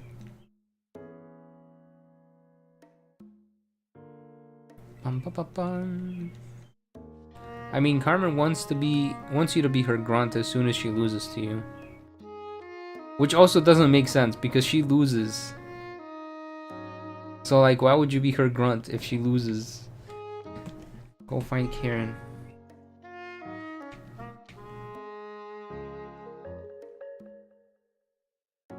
Yeah, if you rematch the gym leaders in Elite Four and BDSP, they'll straight up have their platinum team. Oh, is that where that comes from? I did not know. I just know that they have like a full team for the rematches. Because I was looking into potentially doing like the gym leader stuff. Like the gym leader runs. Or BDSP. Because like, you know, people will be like, Candy's nuts. And then I'll be like, no, but Candace become champion. And then people are gonna make the joke in the comments. Anyways. But thankfully people stopped making that joke a year ago. Sometimes you just gotta let the memes die, you know?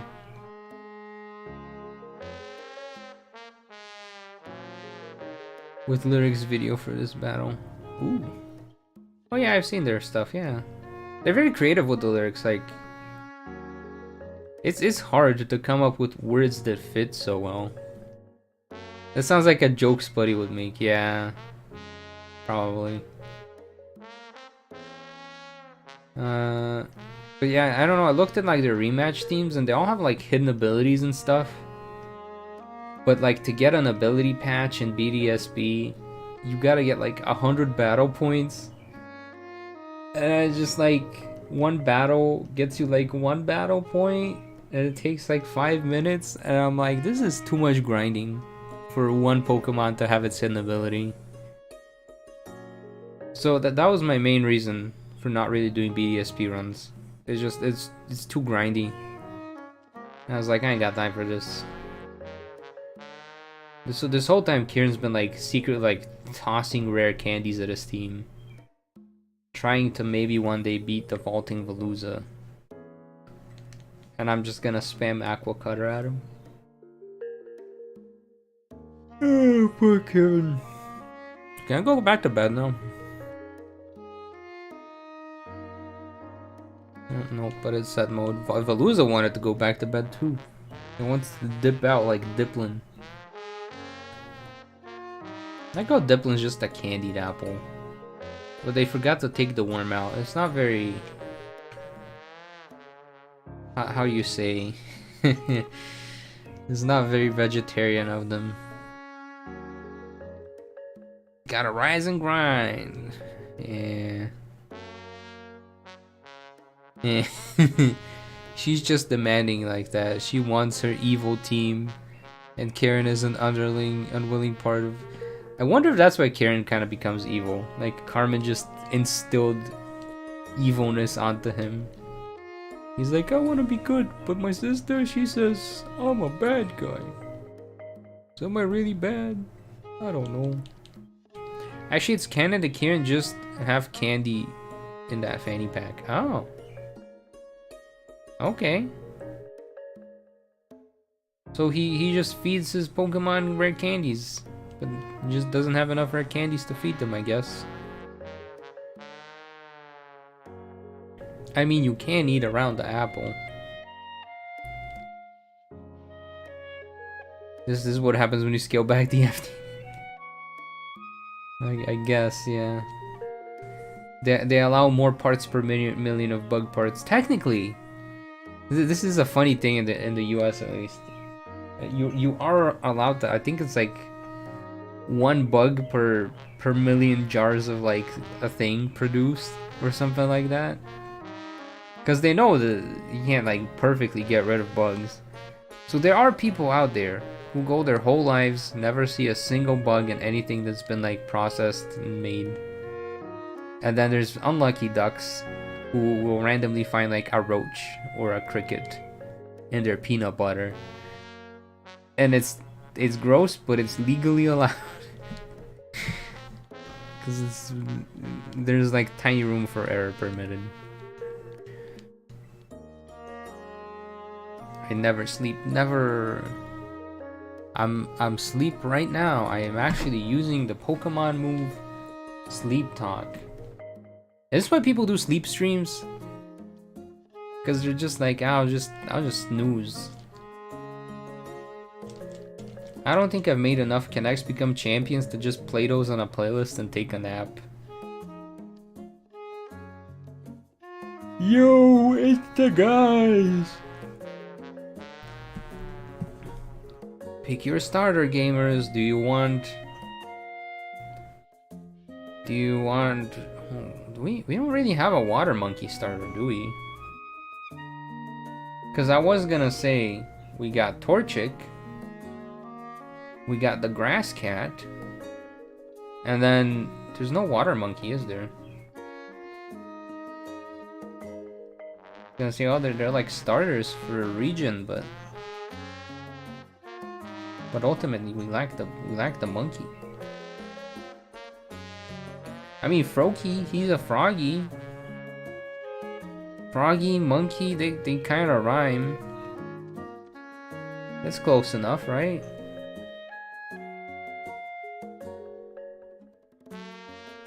The water monkey of Unova, but it's not like a starter Pokemon. That's just a water monkey.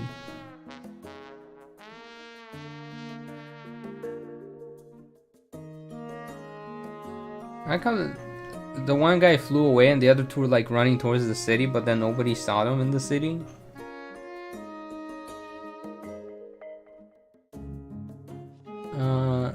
Am I secretly a Pokemon? Yes. I'm secretly a Snorlax. I should have made a coffee. All this talk of sleepiness genuinely made me sleepy. I woke up, I had a peanut butter and banana sandwich for breakfast. Because I felt in like a very Elvis mood. You guys know Elvis, apparently he liked his peanut butter and banana sandwiches. Whenever I think of that, I think of it in like the Johnny Bravo voice. Peanut butter and banana sandwich. I can't do the Johnny Bravo voice. But if you guys ever watch Johnny Bravo, you know what voice I'm talking about. But yeah, apparently he liked his peanut butter and banana sandwiches. So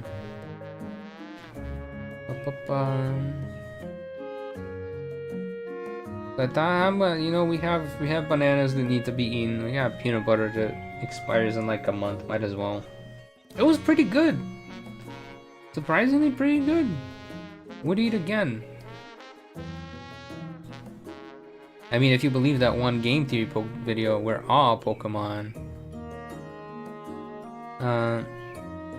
We do have Simipour. Oh, that's not a water monkey starter. That's Simipour. Guys, the monkeys, they're not starters. No. No. Baldman be like, our gods showed up, so we gave them the masks. The city is full of elderly, excuse the poor sight. That is true. We have Chimchar, that's a fire monkey, but not a water monkey. You realize you're not subbed? I mean, you don't have to be. You're welcome to. Unfortunately, the way the algorithm works these days, like, it doesn't do much subscribing, but make it easier to find videos and streams if you do. Oh, that sounds good. I haven't had a peanut butter and banana sandwich in forever. At first there's gonna be a butter and banana sandwich, but I'm like, that sounds gross. And then I realized we do have peanut butter that needs to be eaten. It's a hard voice to mimic, yeah. You physically cannot have peanut butter and banana sandwiches because you're allergic to peanuts. Aw. What about other nuts? Like an almond butter and banana sandwich. That'd still be pretty good. Say like that's a pretty similar thing, but peanut butter jelly cheeseburgers do. Okay, so this is something I never understood. That is something I don't know if like Chick-fil-A is not really a thing most of the world, but when I went to high school, like middle school here in Georgia, a lot of people would get the breakfast chicken biscuit from Chick-fil-A, and they would put grape jelly on it. And I'm so confused. I was like, huh? You put grape jelly on your chicken biscuit sand? Like, what? I'm so confused, you know? I'm like what is the flavor profile here? I kind of wish you could just fly straight to the ogres then, but it is what it is. I used to listen to Elvis music as a kid. Me too. Actually, funny enough, I know they're doing a live action remake. As a kid, I really liked the Lilo and Stitch movie because of the Elvis Presley music. So I was like, as a kid, I was a big fan. As an adult, I haven't listened to any like Elvis music in like years. But as a kid, I loved the sound of his music. Like, it was great. It was a jam. I just subbed that. Oh, thank you. I appreciate it.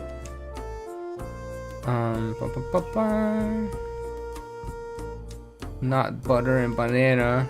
I'm glad you changed. But what if I try it anyways, just out of curiosity, you know? We also have Grookey. But that's a grass monkey. We need a water monkey to complete the monkey starter trilogy. It would have been funny if they just kept talking about nice things they did for the Loyal 3 and karma just got progressive. I would have loved that. And be like, ah yes, we gave them all of our protein. And then you go fight Okidogi and he has like max like power IVs. Max attack IVs or whatever. And you're like, what? Why would you do this? What did you major in? So in my normal major is business. I guess management. I'm not exactly good at business, but I majored in business. The idea was that I could then run my own business somehow. As it turns out, I'm bad at it. And then for my master's degree, I majored in basically data science, which is machine learning, programming, analytics, that type of stuff. Also simulations.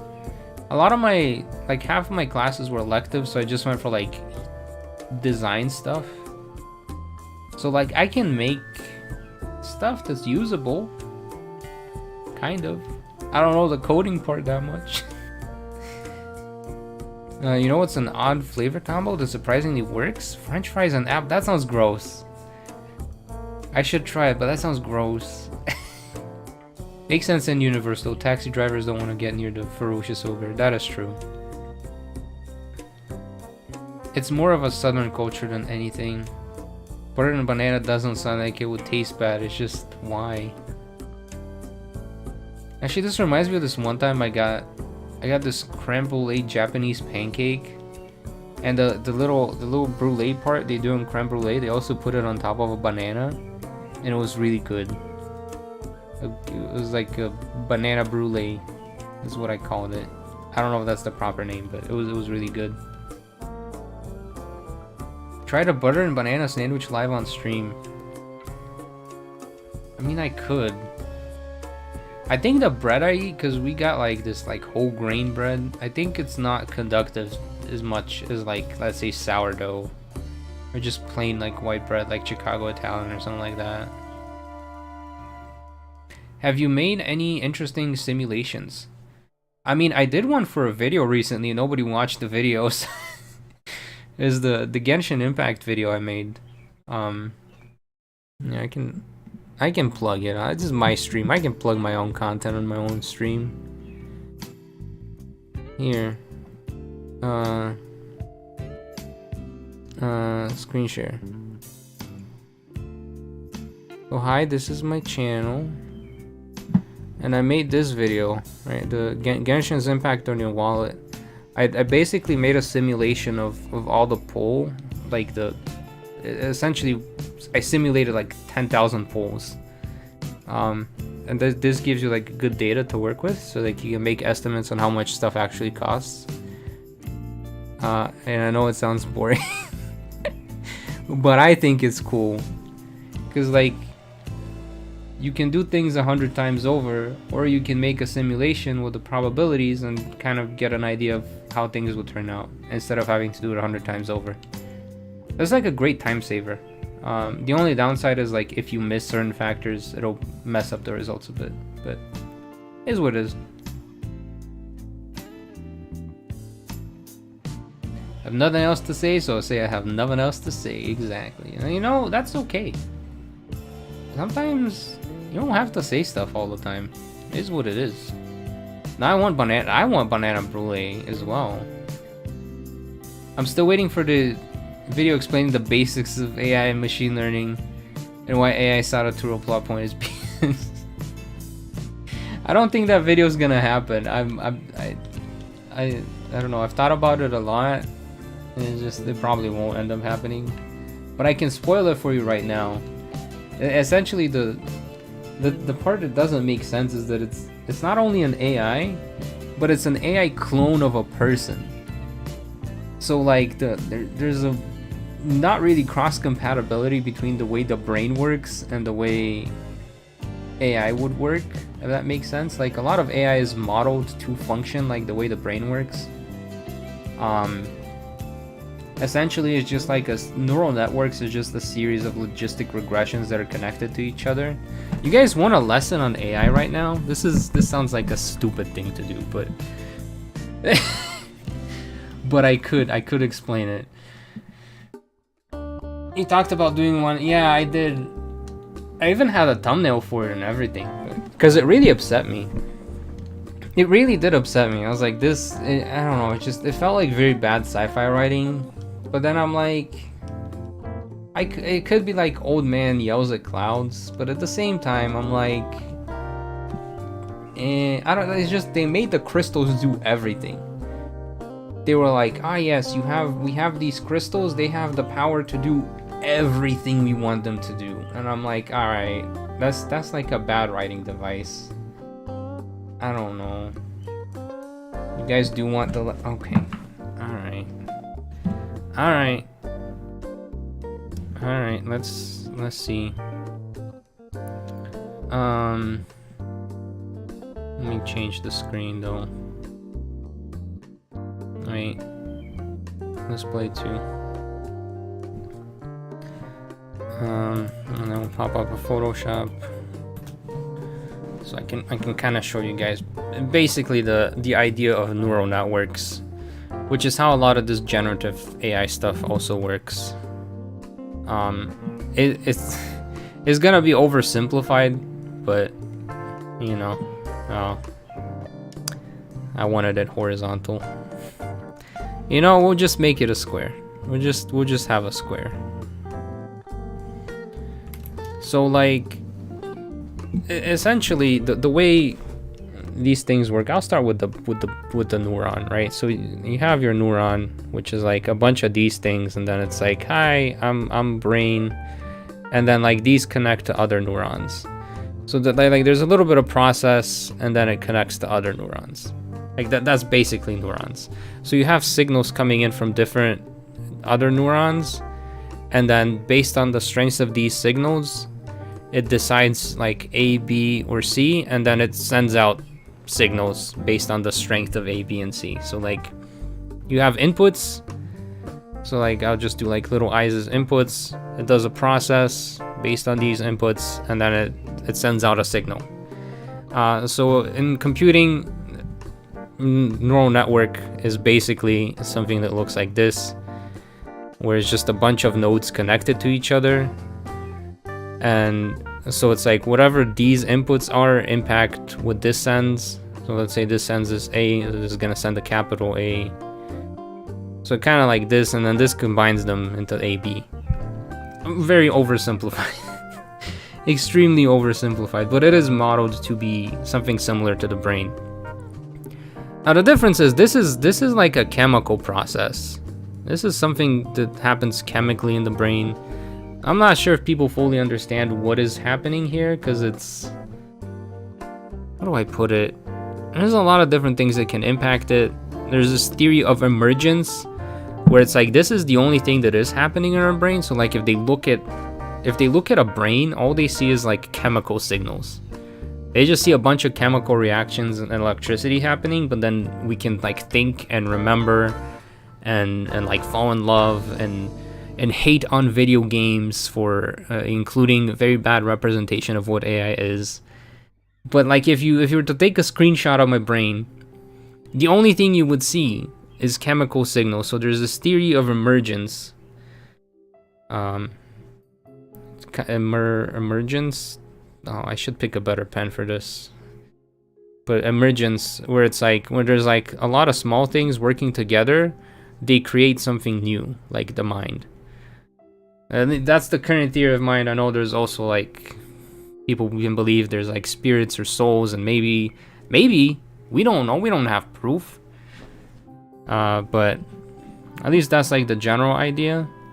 So then the way a lot of these AI work is like the middle box thing that does the processing is usually a logistic regression, which looks like this.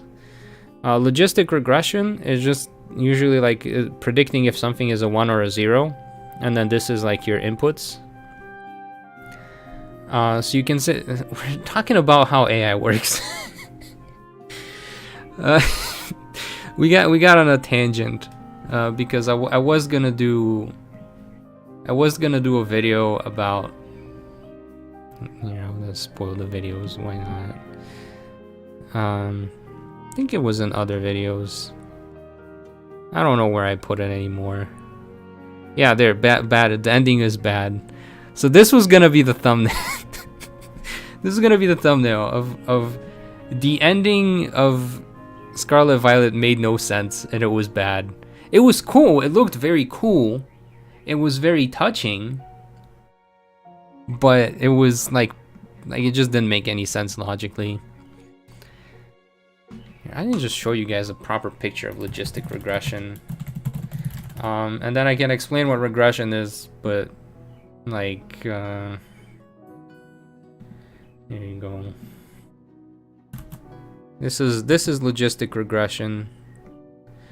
And then you have linear regression right next to it. The difference is that the formula that's used. So linear regression is, you have learned this. You know about linear regression because you went to school. Linear regression is y equals mx plus b. That's linear regression.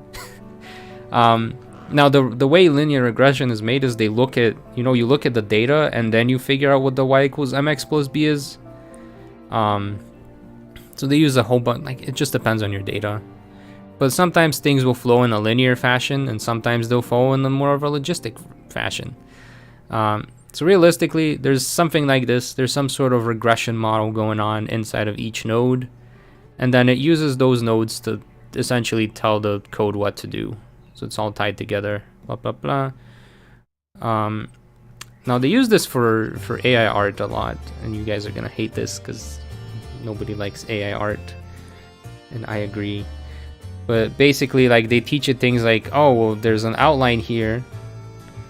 A good example is actually an apple. I know we were talking about apples, right? So you have yourself a little apple. So how does a computer figure out that this is an apple? Like, if you look at it, how do you know it's an apple? Well, I told you it's an apple, so you heard the audio part of this is apple. But in reality, what your brain only processes one thing at a time. I also want to make this red. So that is not red. That is not red. No, come on. Photoshop, work. Why are you like this, Photoshop? Oh my gosh. Okay, there you go. So this is red apple, and then it has like a little green leaf sticking out of it, and then it has like a nice little, add like a nice little shine to the apple. So like when your brain is looking at this, it registers things like, okay, well, it's round, there's the color red, this could be a tomato. I'm so bad at drawing it that it could be a tomato, right? So then sometimes your brain has to look at more details, like what does this stem thing look like? Does this look like an apple stem? Maybe apple stems are more like this. So like, you see how there's a small difference, and each logistic regression looks at specific parts. So it basically gets broken down into parts, and then it categorizes it into what the thing is. So it'll see that there's the one that's for it's round, there's the one for it's red, there's the one that looks at what is the stem, and then there's one that looks at what does the leaf look like. Maybe there's one for the little shine on it. It's like, oh, there's a shine. And then basically based on different probabilities of what it has experienced before, it'll make a prediction, which is P. Now this also works the other way around. You could just say hey P, and then it takes all these parts together, which is generative AI. That's generative. It goes the other way around. So you have predictive AI. Alright, so I can't. Oh my gosh, predict. Why are you not letting me type? New layer. You have predictive, which is you give it inputs, and then it puts it in this kind of neural network kind of thing. Now usually this is very large. There's like a lot of nodes and a lot of processes. And then it says this is an apple. Now the other way around is you have generative. So the way generative stuff works, I can't even spell it. You know what I mean. Generative. So you could say, hey, make me an apple. And then it just does it in reverse, where it spits out the image of an apple. But the way it creates an apple is based on what it's learned here. So a lot of times there's a lot of bad models, and then they take these generative models and they feed them to predictive models. So it's like someone draws an apple and then they send it, and then they're like, nah, this is not an apple. And then they send it to another predictive model and they're like, actually this is an apple. And then this other one's like, yeah, this is apple enough. So then it's like, okay, well, we're close enough to an apple, but we're missing something, so we're gonna adjust some of these things. And then eventually you get to the point where you can copy any art style, which kind of sucks, but like with enough training. Now the way you can mess these up, which is why you have things like ChatGPT not performing well, is you just don't give it enough data, or you give it wrong data. So like I can show you guys that everyone's like, oh, ChatGPT is this amazing thing. I want to show you guys why you shouldn't be that worried about it. ChatGPT. So I kind of had to use it for a project, but it's not very smart, right? So I'm gonna show you guys. We're watching a stream right now, right? So you assume this is supposed to be smart. So let's see. Do you know me? Do you know me? Right. So it's searching the web. It's not even like like it doesn't know. It has to search, and then it basically picks up different sites. I think it tries to like, yeah, see, like, oh, there's like, it quotes your Twitter, it quotes Social Blade. So it's doing the thing where it's putting together a bunch of different things. This is such a mess. This doesn't look good. But you guys see how it does this, right? I say, give me this, and then it goes to like, it goes to Twitter, it goes to Social Blade, it goes to YouTube. Like, it takes all these different things, and then it puts it together for the answer. I don't know if you've noticed. I mean, it kind of cites them, right? But then if you ask it something more specific, it's not good at answering. Like, what is his newest video about? Like, this is supposed to be human level intelligence, right? This is the thing we're scared of. In reality, it's just associations.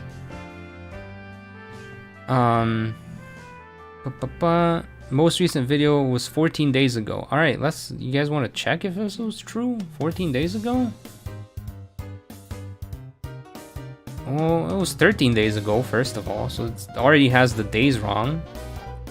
According to someone's analytics. So I've just learned that there's a site. However, specific title are not detailed. So it doesn't even go to YouTube to look for this, right? I assume there's some sort of rights that YouTube's not giving it. Just visit the channel and find out, right? So it's not perfect. And now the paid versions, they are a bit better, but you see how it makes mistakes, right? It just kind of looks at these nodes that it has access to, and if one of these nodes is wrong, then the output is wrong. So the fact that Scarlet and Violet then said we can just reproduce human level intelligence and also make time travel and also battle, so that's just fine. I'll keep the rant going. So we have AI Sada, and she has basically a SATA clone. And then she has the battle AI, which actually makes sense. This can be made. This is real. This real. It's built on studying past champion battles, past champ battles. So this actually works. This is actually legit. And then you have the PPP, the Paradise Protection Protocol. Somehow the crystals can switch between like which of these three are in control of the robot. Which, like, there's specific inputs that need to be able to function for this robot. So like it doesn't. It's so complicated, it's futuristic that it doesn't make any sense. I don't know. It agitated me because it's not how. They just said I can do everything. What am I supposed to do here? We got so distracted that I don't know what I'm doing anymore. But mini rant on AI, Jover. Back to Pokemon. I think I totally missed all the comments as well. So let me read back. Missing Mew? Yeah, I posted about it on well, I gotta script it all, but yes. We want spicy food to the behavior of AI and the human brain. Kind of looks like an orange. Came into stream to see an explanation on regression formulas. Context is needed. We're talking about AI and like the way the ending of Pokemon described it. Also, almost all the big atomic number elements in the periodic table are radioactive. Right, so there's like a lot of mess that could be happening in the brain. Talk to the villagers about the Loyal 3. Like this guy? Who am I talking to about the Loyal 3? All I know is the AI is basically machine learning. There's two types. There's one set of programming that can't change and generative. I mean, all machine learning is prediction. It's just making predictions with code. Defeating the purpose of why he created in the first place. Can Milo beat Scarlet and Violet? I'm just a child, bro. I don't understand what's going on. Well, it's time to grow up. Oh, I cannot do the deep voice. Oh no. Oh, the deep voice made me coffee. These guys teach you a pose. Okie dokie. An interesting subject to explore is wetware computers. I've never heard of wetware computers, but that sounds terrifying. This is why generative AI also gets called regurgitative AI, because it consumes. Yeah, it's pretty much regurgitative AI. That's the better way to. Whitey counts day from time. Jack could not count the midnight exactly. Back to the game part. Talk to the people who saw Loyal 3 artists. So we're missing one, right? So we talked to these two. There's one more I gotta talk to. The crystals is a catalyst, but it's a catalyst that can do everything. That's the part that I'm like, I don't... Who's the last villager? Is it you? Is it him? Nope, this is Missouri time. Is it Kieran?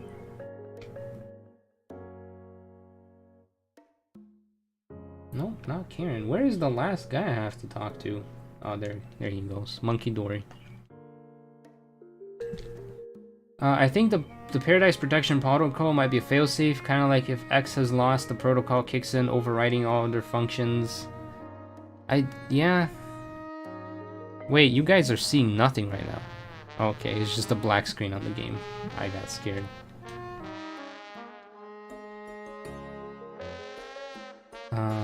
Yeah, some of them made sense, but it's just the level of complexity for each of them didn't make sense either. And the fact that like a battle AI can suddenly take over a generative AI to do battle, I don't know. What happened with the mom run? I finished it. I need to make the video. I'm gonna be scripting that later today. Hopefully. Still wouldn't make sense since the crystals are a narrative explanation for everything. It's like, well, it's my story. I don't care if it makes sense. One of those things. Right. That's why I didn't like the ending to Scarlet and Violet. It was just... sensationally, it looked amazing. You know, the conversation part between the AI and Arvin was very, like, heartwarming. But just the whole setup for it, I was like, this... it just doesn't make any sense. It doesn't make any sense. You went on your original tangent rant on Iron Man 2, basically, for the same reasons you're mad about AI setup, but yeah, pretty much. You know the donation is over, but what game are you going to do your Huluverse series? Are you asking about Season 3? Sounds like you're asking about Season 3.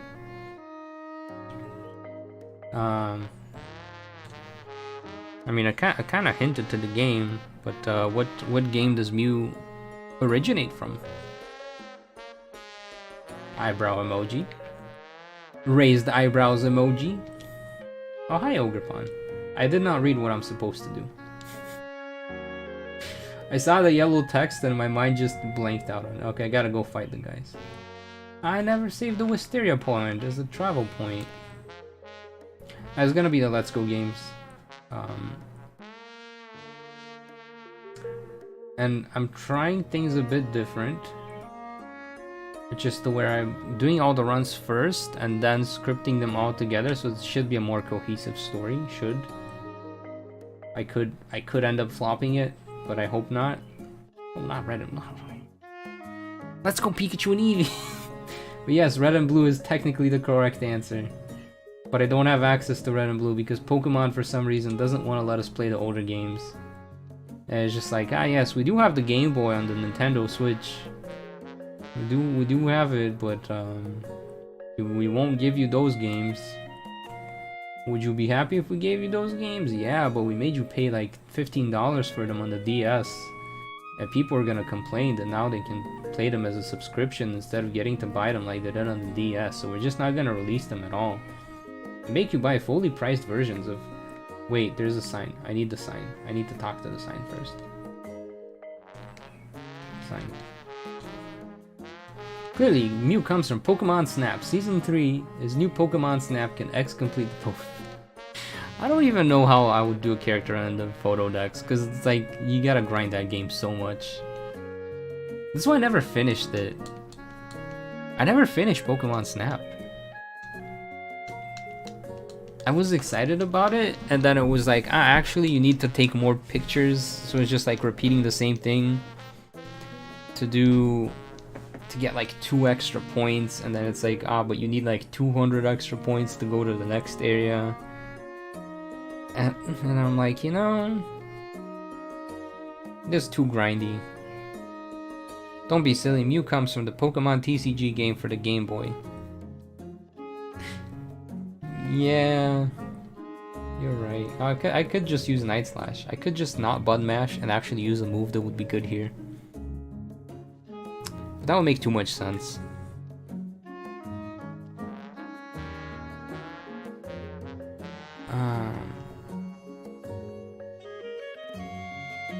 But yeah, gamers. I'm trying to think of what other games I could stream.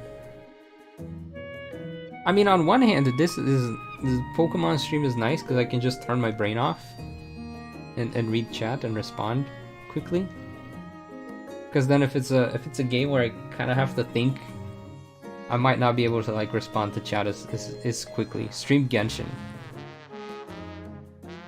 I could, but there's nothing for me to do. Nah, there's stuff I could do fishing. I could do fishing in Genshin.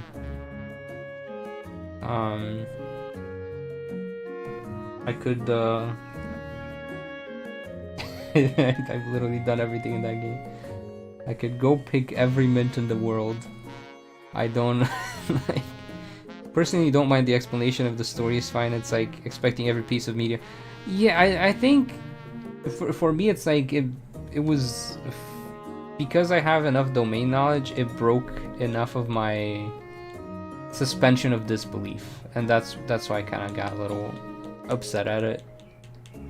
Like if it doesn't break the suspension of disbelief, I'm cool with whatever. Like Freerun, they're like, oh yeah, you can do with magic.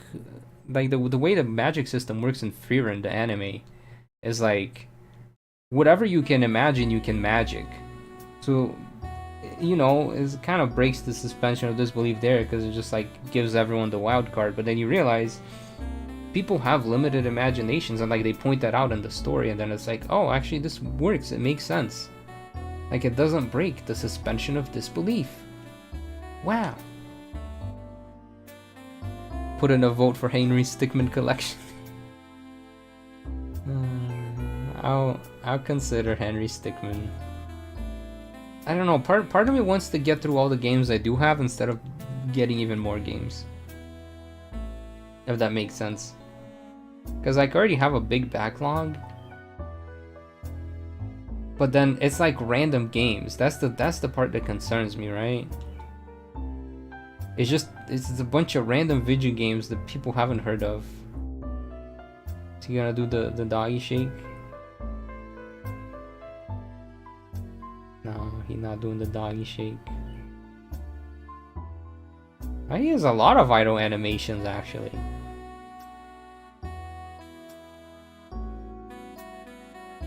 Yeah, it's like, you know, too much to the point where it's like mildly disappointing, yeah.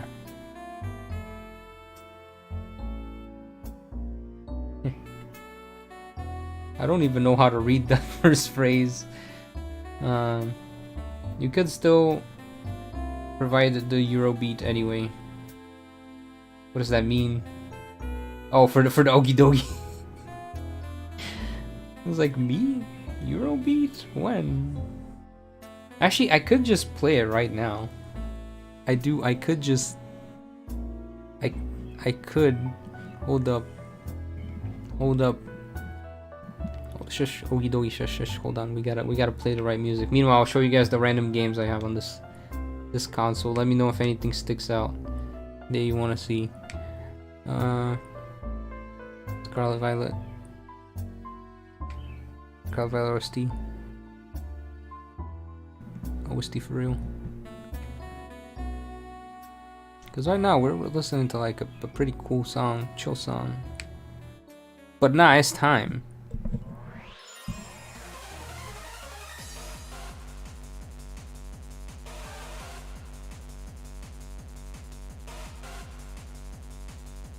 You know, in context, this song is great, but if you just listen to the intro, you're like, what am I listening to? Sounds very dystopian. Until the drop hits, the beat hits.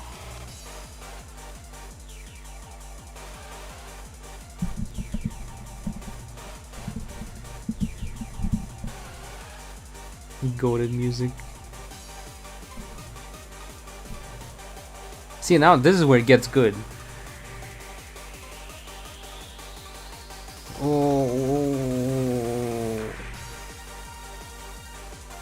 Use Psycho Cut? 4 times effective. Okay, thank you. Oh yeah, they're all poison types. Right? Yeah, I should just use Psycho Cut. Literally Vault and Veluzas at everything this run. Even magic systems in literature have its limits. A wizard did it route is usually considered bad writing. Exactly. What's Rainbow Billy? Funny enough, Rainbow Billy is actually like Pokemon, but instead of like abilities and moves, it's emotional intelligence. So like you catch different creatures that are going through different emotional struggles, and then you fight them with people who can relate to their emotional struggles, and that's super effective. And then they become your friend. Or you can just be a jerk to them and they beat you up and then you lose the battle. So it's a game where you have to be emotionally intelligent enough to like connect with the enemy and win. If you were a creature, what would your emotional struggle be? I'd be like Thanos. I have all of the emotional struggle. All of them. Be the final boss of emotional struggles. Of all 5 Infinity Stones of the emotional struggle.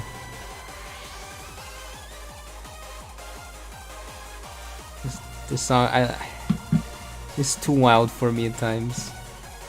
The Scarlet Violet OST, it's overall a great OST, I will say. But some of them, I feel like they ramble on a little too much. I don't know if that makes sense. Like the music feels a bit rambly.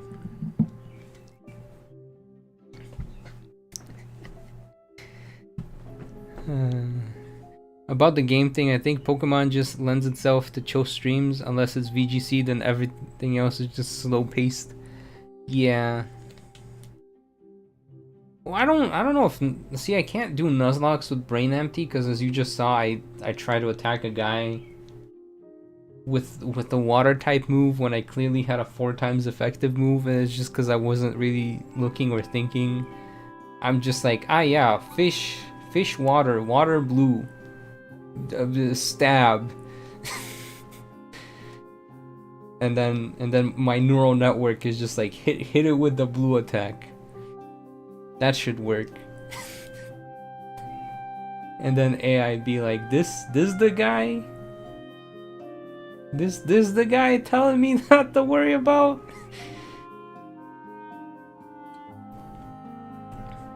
Pheasantipity. This is the one that runs?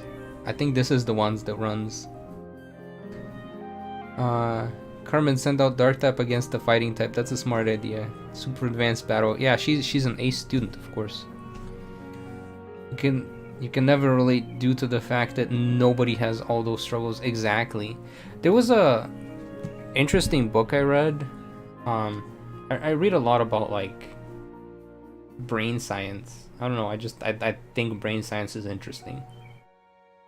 And it basically was like, we're all born the same, but die completely different and unique. Which is kind of morbid and scary to think about, but then I was like, you know, it's kind of true. Like, when you're a baby, you don't know nothing. You're very similar to other babies. I mean, yeah, even babies have like different personalities to some degree. But realistically, like, mental capacity, mental space, you're very similar to like another newborn.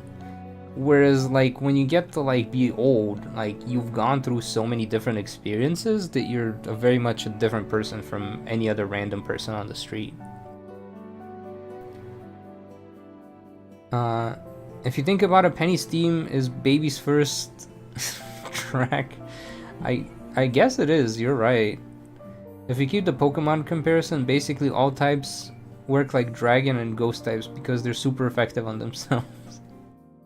Wait, how come I can't find any video with just Okidogi's team? There isn't Okidogi's team, there's just the Loyal 3 team.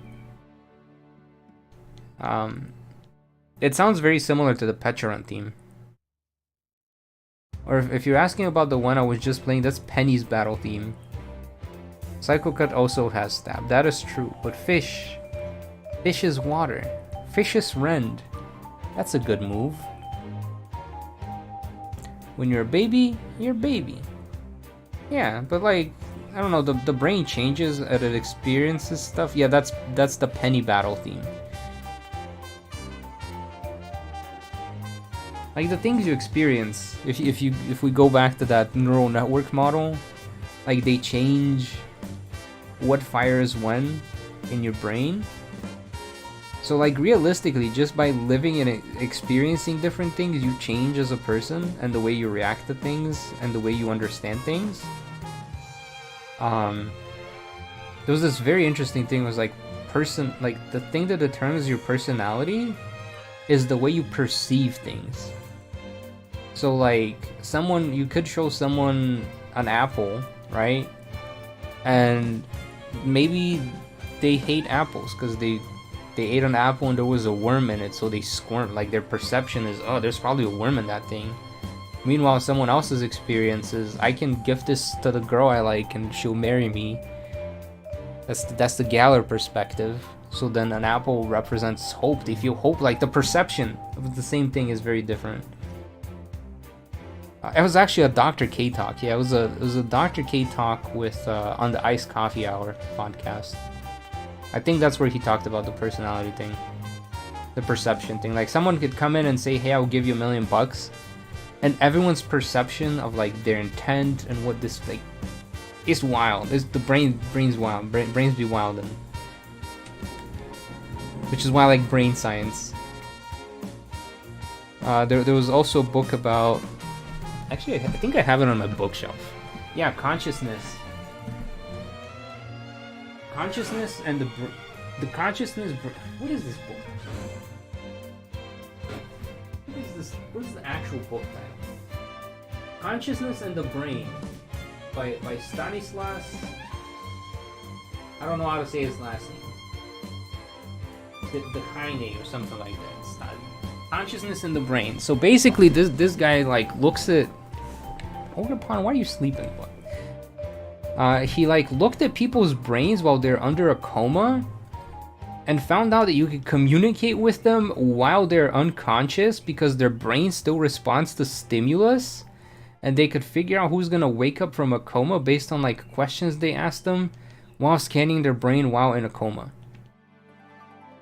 And they're like, yeah, just imagine that you're playing tennis for the word yes, and imagine you're walking home in your apartment for the word no, and then they ask them yes or no questions, and the people who would wake up and recover actually were able to, like, while unconscious, answer the questions with just thinking about the wild things.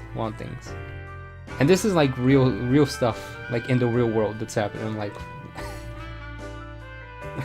just like, what am I doing with my life? Things are getting a bit fishy. I get lost in my books. I do. I like learning a little too much, but then it's like putting it all together is the hard part, right? Because you learn a bunch of information that kind of sometimes conflicts with each other. Sometimes it's conditional. A lot of the psychological studies as well, you gotta keep in mind, if you ever read like popular science stuff about psych studies, is for psychology, a lot of things they consider like statistically significant and say this works is usually if it happens like 30% of the time.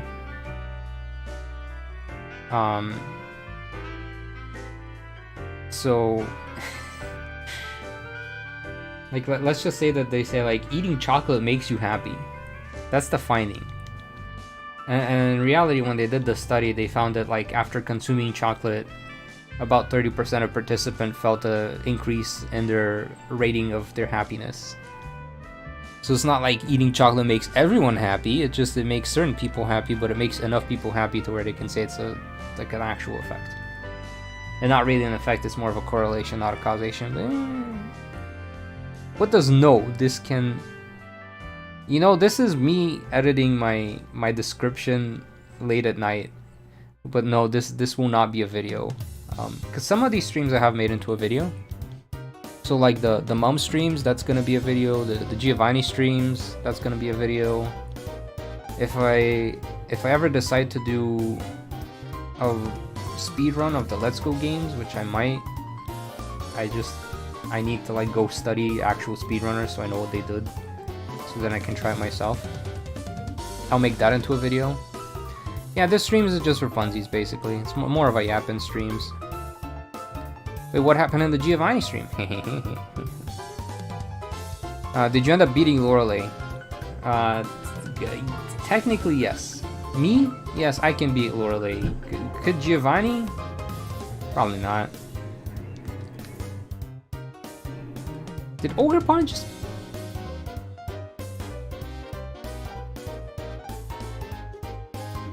Did he just walk down from... Did he just...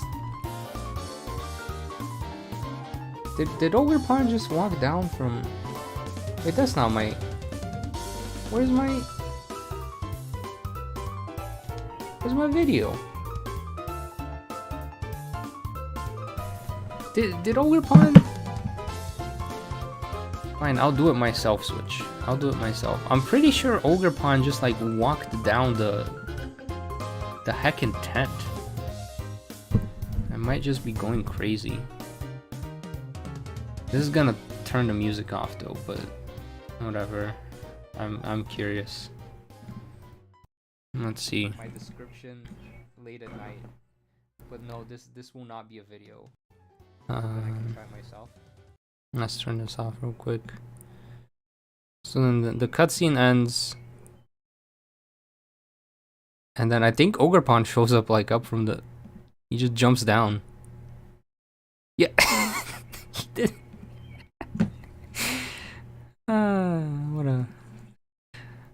What a guy. What a guy. Instant replay. Now he's asleep. Alright, Ogrepon, you're going back home. Let me get the music back up. And then I turn off Sycamore because Sycamore is really loud for some reason.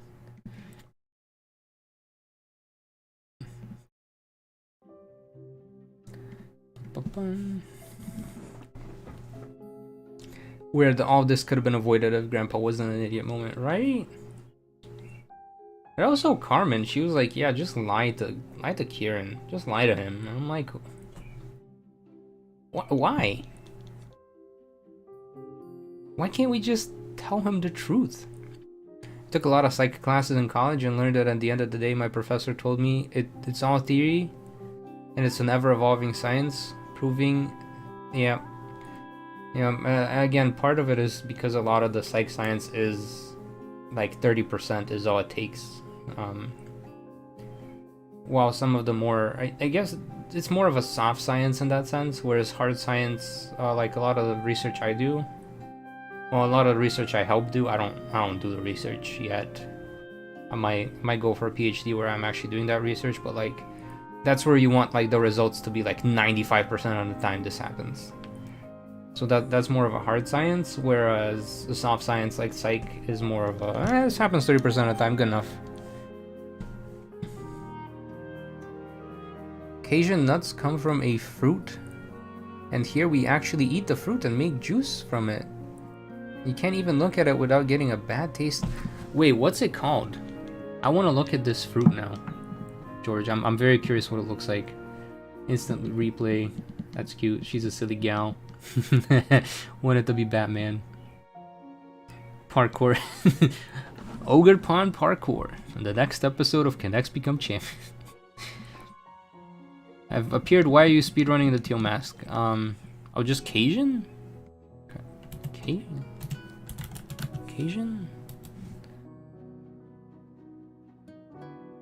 Like the nut? Cajun nut? Because this just gives me like recipes. This gives me seeds covered in Cajun.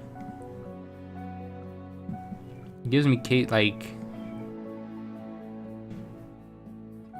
Here's what I'm getting. It's like Cajun nuts recipe, but this is just nuts covered in Cajun like sauce, not the Cajun nut. Oh, fruit Cajun nut? Wait, that's a cashew. That's not fruit Cajun nut. Now I'm even more confused. Why is Google hiding information from me? I'm sure you're not talking about Cajun fruit. Maybe that'll fix it. Cajun fruit. This thing? It kind of looks like a pepper apple. Whoa. But this is not the cashew fruit though. This looks like cashew fruit to me. I mean, if we had told Kieran he would run off to a dangerous mountain at night, still bad moment, true. Oh, villagers are all jerks, they'll never change, yeah. That's where the Cajun nut comes from? Interesting. I did not know this thing existed. Huh. But is this a cashew on top of it? Are cashews and Cajun related? I thought this was poisonous. I have so many questions now. I have too many questions. I was told the cashew fruit is poisonous. It might have been misinformation.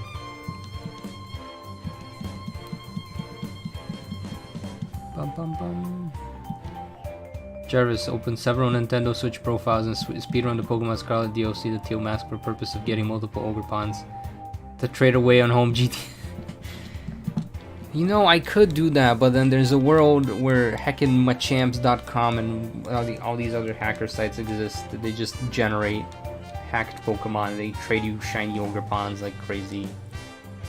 So I'm like, oh, it's not poison, it's just an acquired taste. Okay. The cashew is the stem.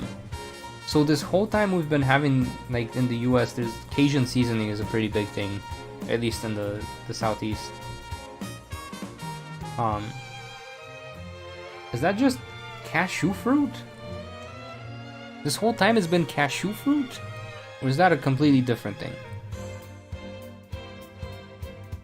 Guys, will Kieran win? I don't know. Nah, but I will spoil why I'm doing this. I'm tempted to try to do like a Blueberry Academy run, just to see like could Drayton become Blueberry Champion, something like that. But in order to do that, I need to beat the Teal Mask DLC first, in order to be allowed to go to the academy. But there is a chance that then they say, well, you haven't beaten AI Professor, so you can't do it anyways. So this might be a completely wrong theory. I'll find out soon enough. Oh, this is actually Kieran's smart. This is my perfect enemy, because he's a dark grass type. So I'm gonna use Night Slash, because surely that'll work, right? Not very effective. Payback. Oh no, Kieran, no. If you eat it unripe, it tastes terrible. Valid. Was waiting to hear Kieran's theme here. I'm sorry. Why is his team in the level 30s? Because I haven't been the professor, the AI professor. He's doing more than Route 1 damage here. He's actually doing good damage.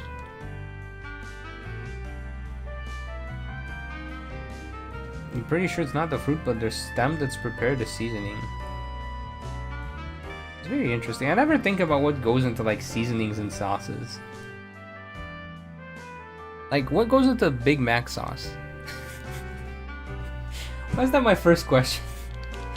I like barbecue sauce. I assume there's like some ketchup in barbecue sauce, but oh, look, it's a Mario. Probopass just looks like Mario to me. Just Mario if he was a rock. I think ketchup and mayo? Maybe.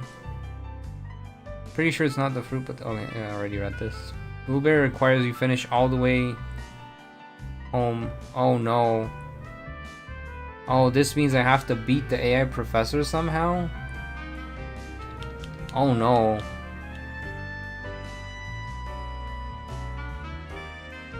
Oh, that's not gonna work in my favor at all. We use other sauces to... Yeah, a lot of sauces are just like fusions of sauces. Ketchup is a lot of sauces, you'd be surprised. I thought ketchup was like... It used like fish bones or something like that. Or like ketchup in the past used to use fish bones. Oh, you're right. I could just use Ogrepon to defeat the AI professor. You're right. You're so right. Careful with that question. Ramadan will chase you and beat you up. No! In Minecraft, right? In Minecraft. Just pray that the AI goes ruff up Reggie. No. If he goes Regirock on me, I would lose.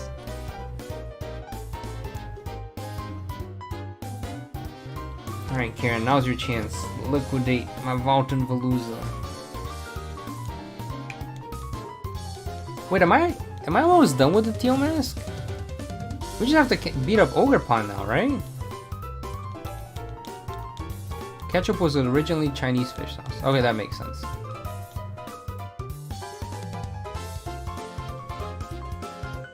And he's dramatic when he loses. Yes, almost done. Awesome. Yep, that's why it's a speed run. Yeah, I think I looked it up on like how long to beat, and it was like, yeah, it takes 4 to 5 hours. I'm like, oh, okay. Random life hack: if you're trying to get an egg yolk out, just use egg whites. Use the eggshell to scoop it out. Trust me, it works. Yeah. Yeah. Yeah, Wooloo. This is the Team Rocket Wooloo. Cause I was doing the season 3 fundraiser. Yeah. So we got enough to make it happen. There will be a season 3. Hopefully in a couple months. Now I have to fight Ogrepon, right? I should save just in case. Hi Ogrepon. It seems Ogrepon wants to fight. Will you fight Ogrepon and catch it? Heck yeah. Ogrepon. Ogrepon. I need you to beat up Turo's Pokemon. I actually don't know how well Ogrepon would do against Turo's Pokemon. But I guess I can find out. Because I'm doing this out of order. Guys, will Veluza faint for the first time in this whole stream? That is an excellent question. I think maybe when he goes grass type, I might actually.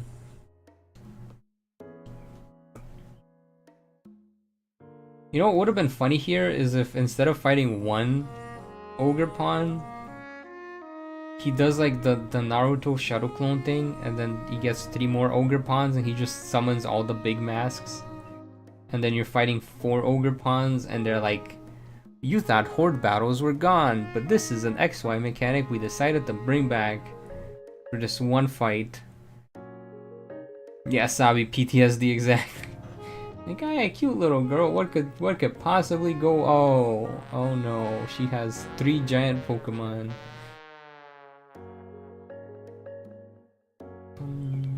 Bum, bum, bum. A very important question. First of all, do you prefer light mode or dive mode? Second of all, what do you say about the Martian allegiance that I didn't totally make up? Huh? Dark mode. And I don't know about this Martian allegiance thing. You made it up, so I have zero context on what it is or why it is or how it is. Okay, well Ogrepon's not that strong. I thought Ogrepon would at least be high. Oh, this is the non-endgame Ogrepon, so he's probably like level 20 or 30. If Ogrepon was to use their grass mask, it might be a little tough. But would you lose? Nah, I'd vault. Exactly. This also opens up the possibility of them adding just every element Ogrepon in the future. Like, they only gave us 4 masks for this, but there is very much like an open possibility of there being masks for every different type. And we just only know about these 4. Yeah, he's about level 20. Oh. Stellar Mask Ogrepon. Ooh. That would be... Oh, there's the grass mask. Are we cooked? Have we been cooked this whole run? Salmon run. Salmon chef. Ogrepon. Ogrepon, Ogrepon. Let me hit you with Psycho Cut, I guess. Someone did remind me that is also stab move. Alright, there goes the Ogrepon. Moveset indicates it's supposed to be leveled. Wait, can any ball catch it? Can any ball catch the Ogrepon? I might catch it in a Premier Ball. Ogrepon, Premier Ball. So this in theory means that I can play another save, make a Beast Ball, transfer the Beast Ball over, and then catch Ogrepon in a Beast Ball. Give Ogrepon a nickname? Nah. Oh my gosh, just send it to the box. Boxed. Send it to the boxing ring. And we got the masks. Thank you. How dare you not use a friend ball on the little ogre friend? I know, I don't have the friend ball. At least I didn't see it. I would have used it. But maybe I didn't see it. I kind of wish they made it easier to get the special Pokeballs though. Hi T-Sun, how you doing? She is friend-shaped, that is true. At least use the nest ball, it's also green, that is true. I thought about it, I thought about using the nest ball. I did.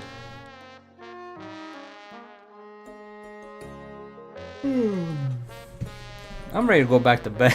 I've been up for like 4 hours, but don't worry about him. He's the one who said the winner gets to become Ogre. How come Ogrepon got no choice in this? How come we got to decide who Ogrepon's trainer? What if Ogrepon wanted Kieran to be its trainer? Because you know, Kieran's been like an Ogrepon simp this whole time.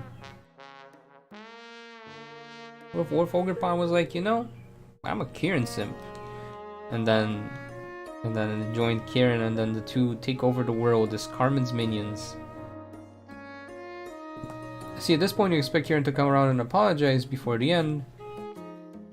As such, his more realistic breakdown is a real twist. Yeah. Oh, you came late, I guess. Yeah. I got like 10 more minutes of stream left. But you're good. But she wanted you. True. And now we get to say our goodbyes, I think. Meet up with Carmen. Is it at their house? Nope, it's at the plaza. Alright, we have to fight Carmen again.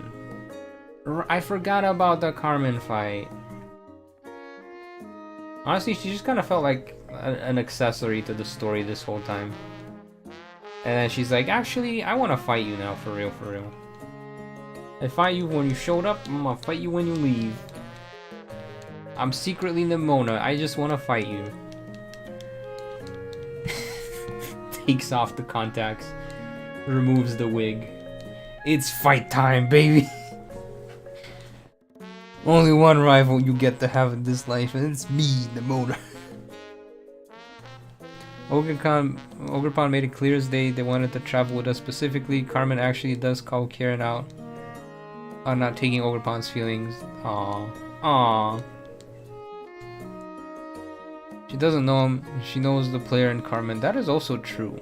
Hasn't really met Kieran before, which is also weird because it apparently shows up during all the festivals. It's like, how come it never met Kieran before? That's the weird part.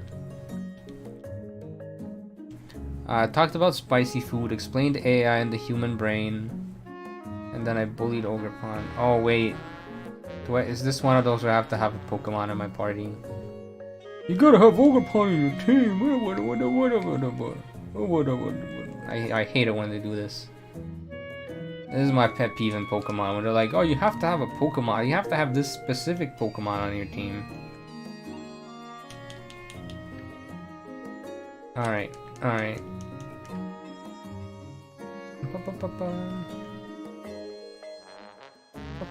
Alright, T-Sun, thank you for dropping by.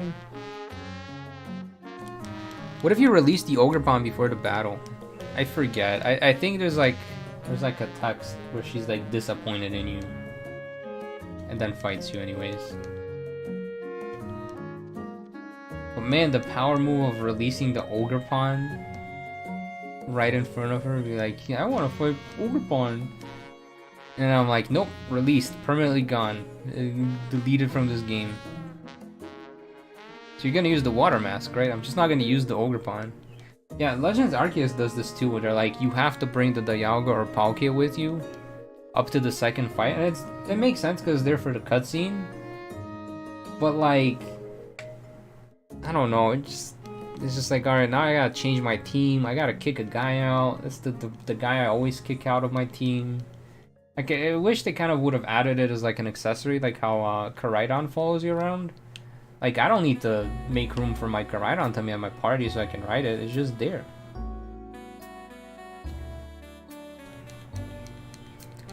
I mean, the festival has the entire village. She just knows the player and Carmen because they were there to help. That is true. What happens if you trade Ogrepon? I don't know. I forget. I'm pretty sure there was a video about it I've seen, but I forgot. It was something very like inconsequential.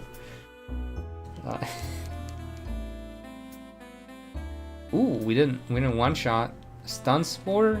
Nah, you can't stop me from vaulting this Veluza. It's also strange because she's level 35, but she wants you to fight her with Ogrepon, who's only level 20.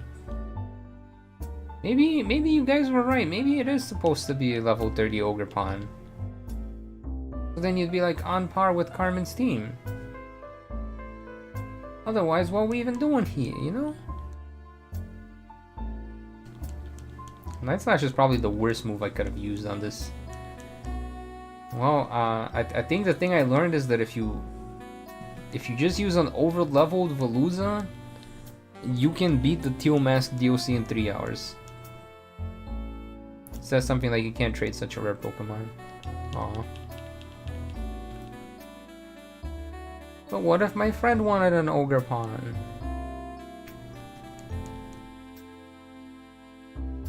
But what if I wanted to do a run as could Ogrepon become champion? And I trade my level 20 Ogrepon over to my normal run, where I'm basically overloaded for the first 2 gyms, but then your friend needs to pay up Daddy Nintendo. That is true. Yeah, that is also true. Clap, clap, clap, clap, clap. Something strange I've noticed is the Nintendo games seem to struggle with like good clap animations. They always get into like that uncanny valley to me. Or maybe I just haven't looked at how people clap. It just looks unnatural, like most of the trainers that do clap in these games. They be clapping kind of weird.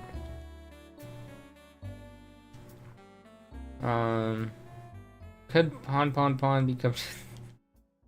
Is that what you call Ogrepon? It's neat how the first battle, Carmen gets mad after the battle, but in the last battle, the Teal Mask, she claps for you. Aw. You know, that is... I never thought about that. I never did think about that. But yeah, she does just kind of goes all like, oh, how can I lose? And here she's like, oh, good job. Character development, yeah. True. Yeah, the main writing was pretty good for this. But then again, when I experienced it for the 5th time, I don't think about it. I just button mash. No thought, head empty. Just mash button. No fall damage either. I like that. Nope. What do you fight with? A snake? I mean, Ekans. Veluza. No, I just want to run away. I'm running away from this battle. You don't need to intimidate me. And Kieran develops by falling into obsession, yeah. Kieran sits in his room and he plays the original Pokemon opening. He wants to be the very best like no one ever was. And then he becomes a control freak just like Carmen. And then Carmen's like, what the heck, man? Where'd you learn that from? He's like, I learned it from you. And she's like, no, not from me. I would never. And he's like, have you looked in the mirror, Carmen? And then she gets angry. And then he gets angry. And then that's it. And then the world blows up.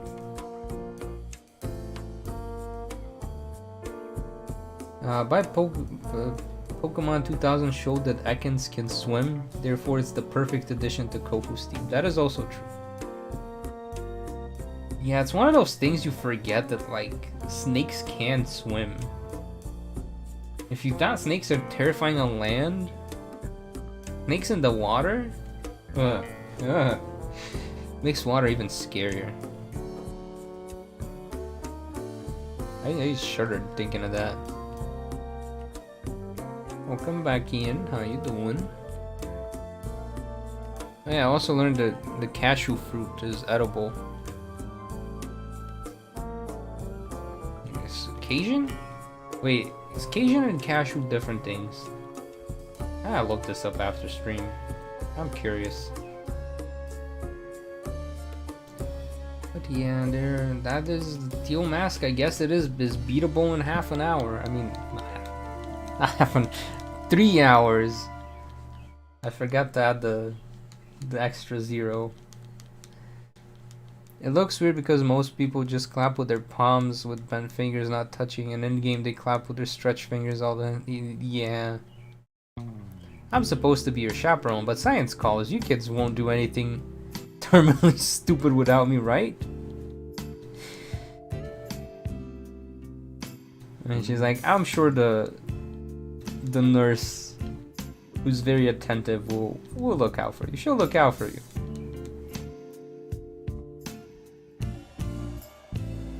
And then Kofu's like, see you later, Carmen San Diego. I mean, we have the caretaker with us. He's just a random guy, but he'll keep an eye out. Let's give the caretaker a big old thank you. Thank you! We never learned about these other 3 kids that showed up with us randomly, but it doesn't matter. They don't matter, they're just side characters.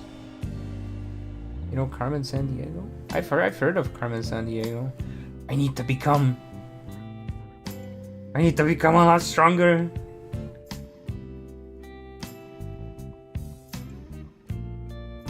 Stronger, stronger, stronger, and stronger, and stronger.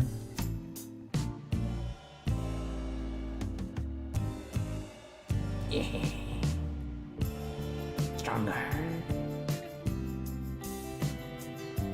Ties his hair up, becomes Onion Man. Just you wait, Kofu.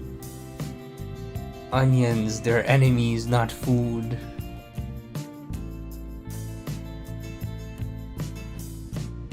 Oh, that's a mood or relatable.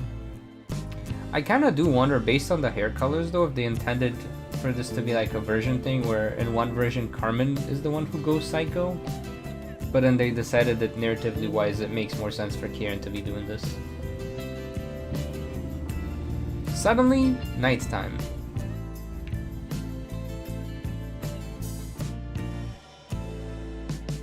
Also the fact that this is actually Pecharunt, right? Because this doll disappears afterwards.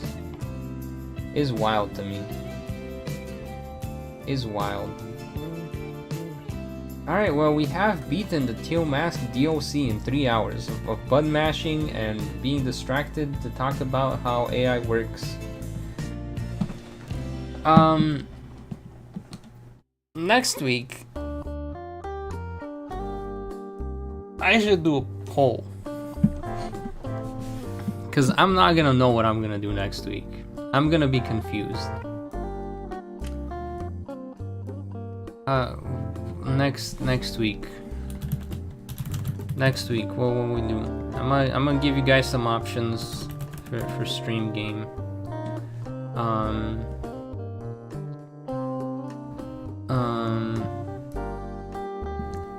not gonna put Conquest. I mean, I could just do more Pokemon.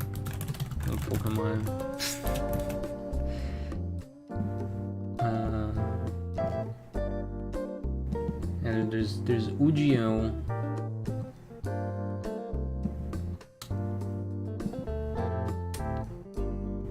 Ah, there's Monster Hunter. I could hunt some monsters. I don't know if I can read chat while Monster Hunting though, that's the thing. A lot of these games I'm like, I don't know if I could read chat while playing them. I kinda do want to play these quest games, but I'm afraid what they'll be. You know, instead of Monster Hunter I'll put random quest game.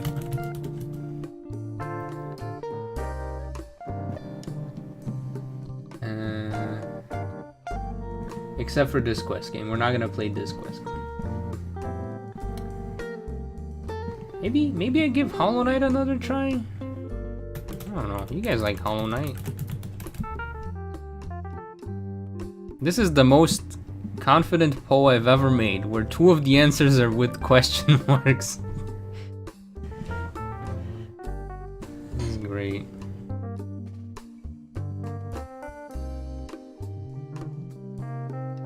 Do the Giovanni run. Well, I have done the Giovanni. That's done. Giovanni's done.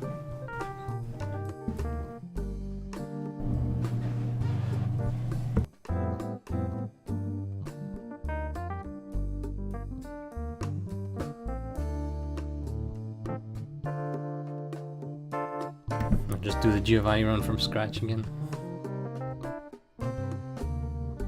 Yeah, see, we got more Pokemon, some Yu-Gi-Oh, some Hollow Knight.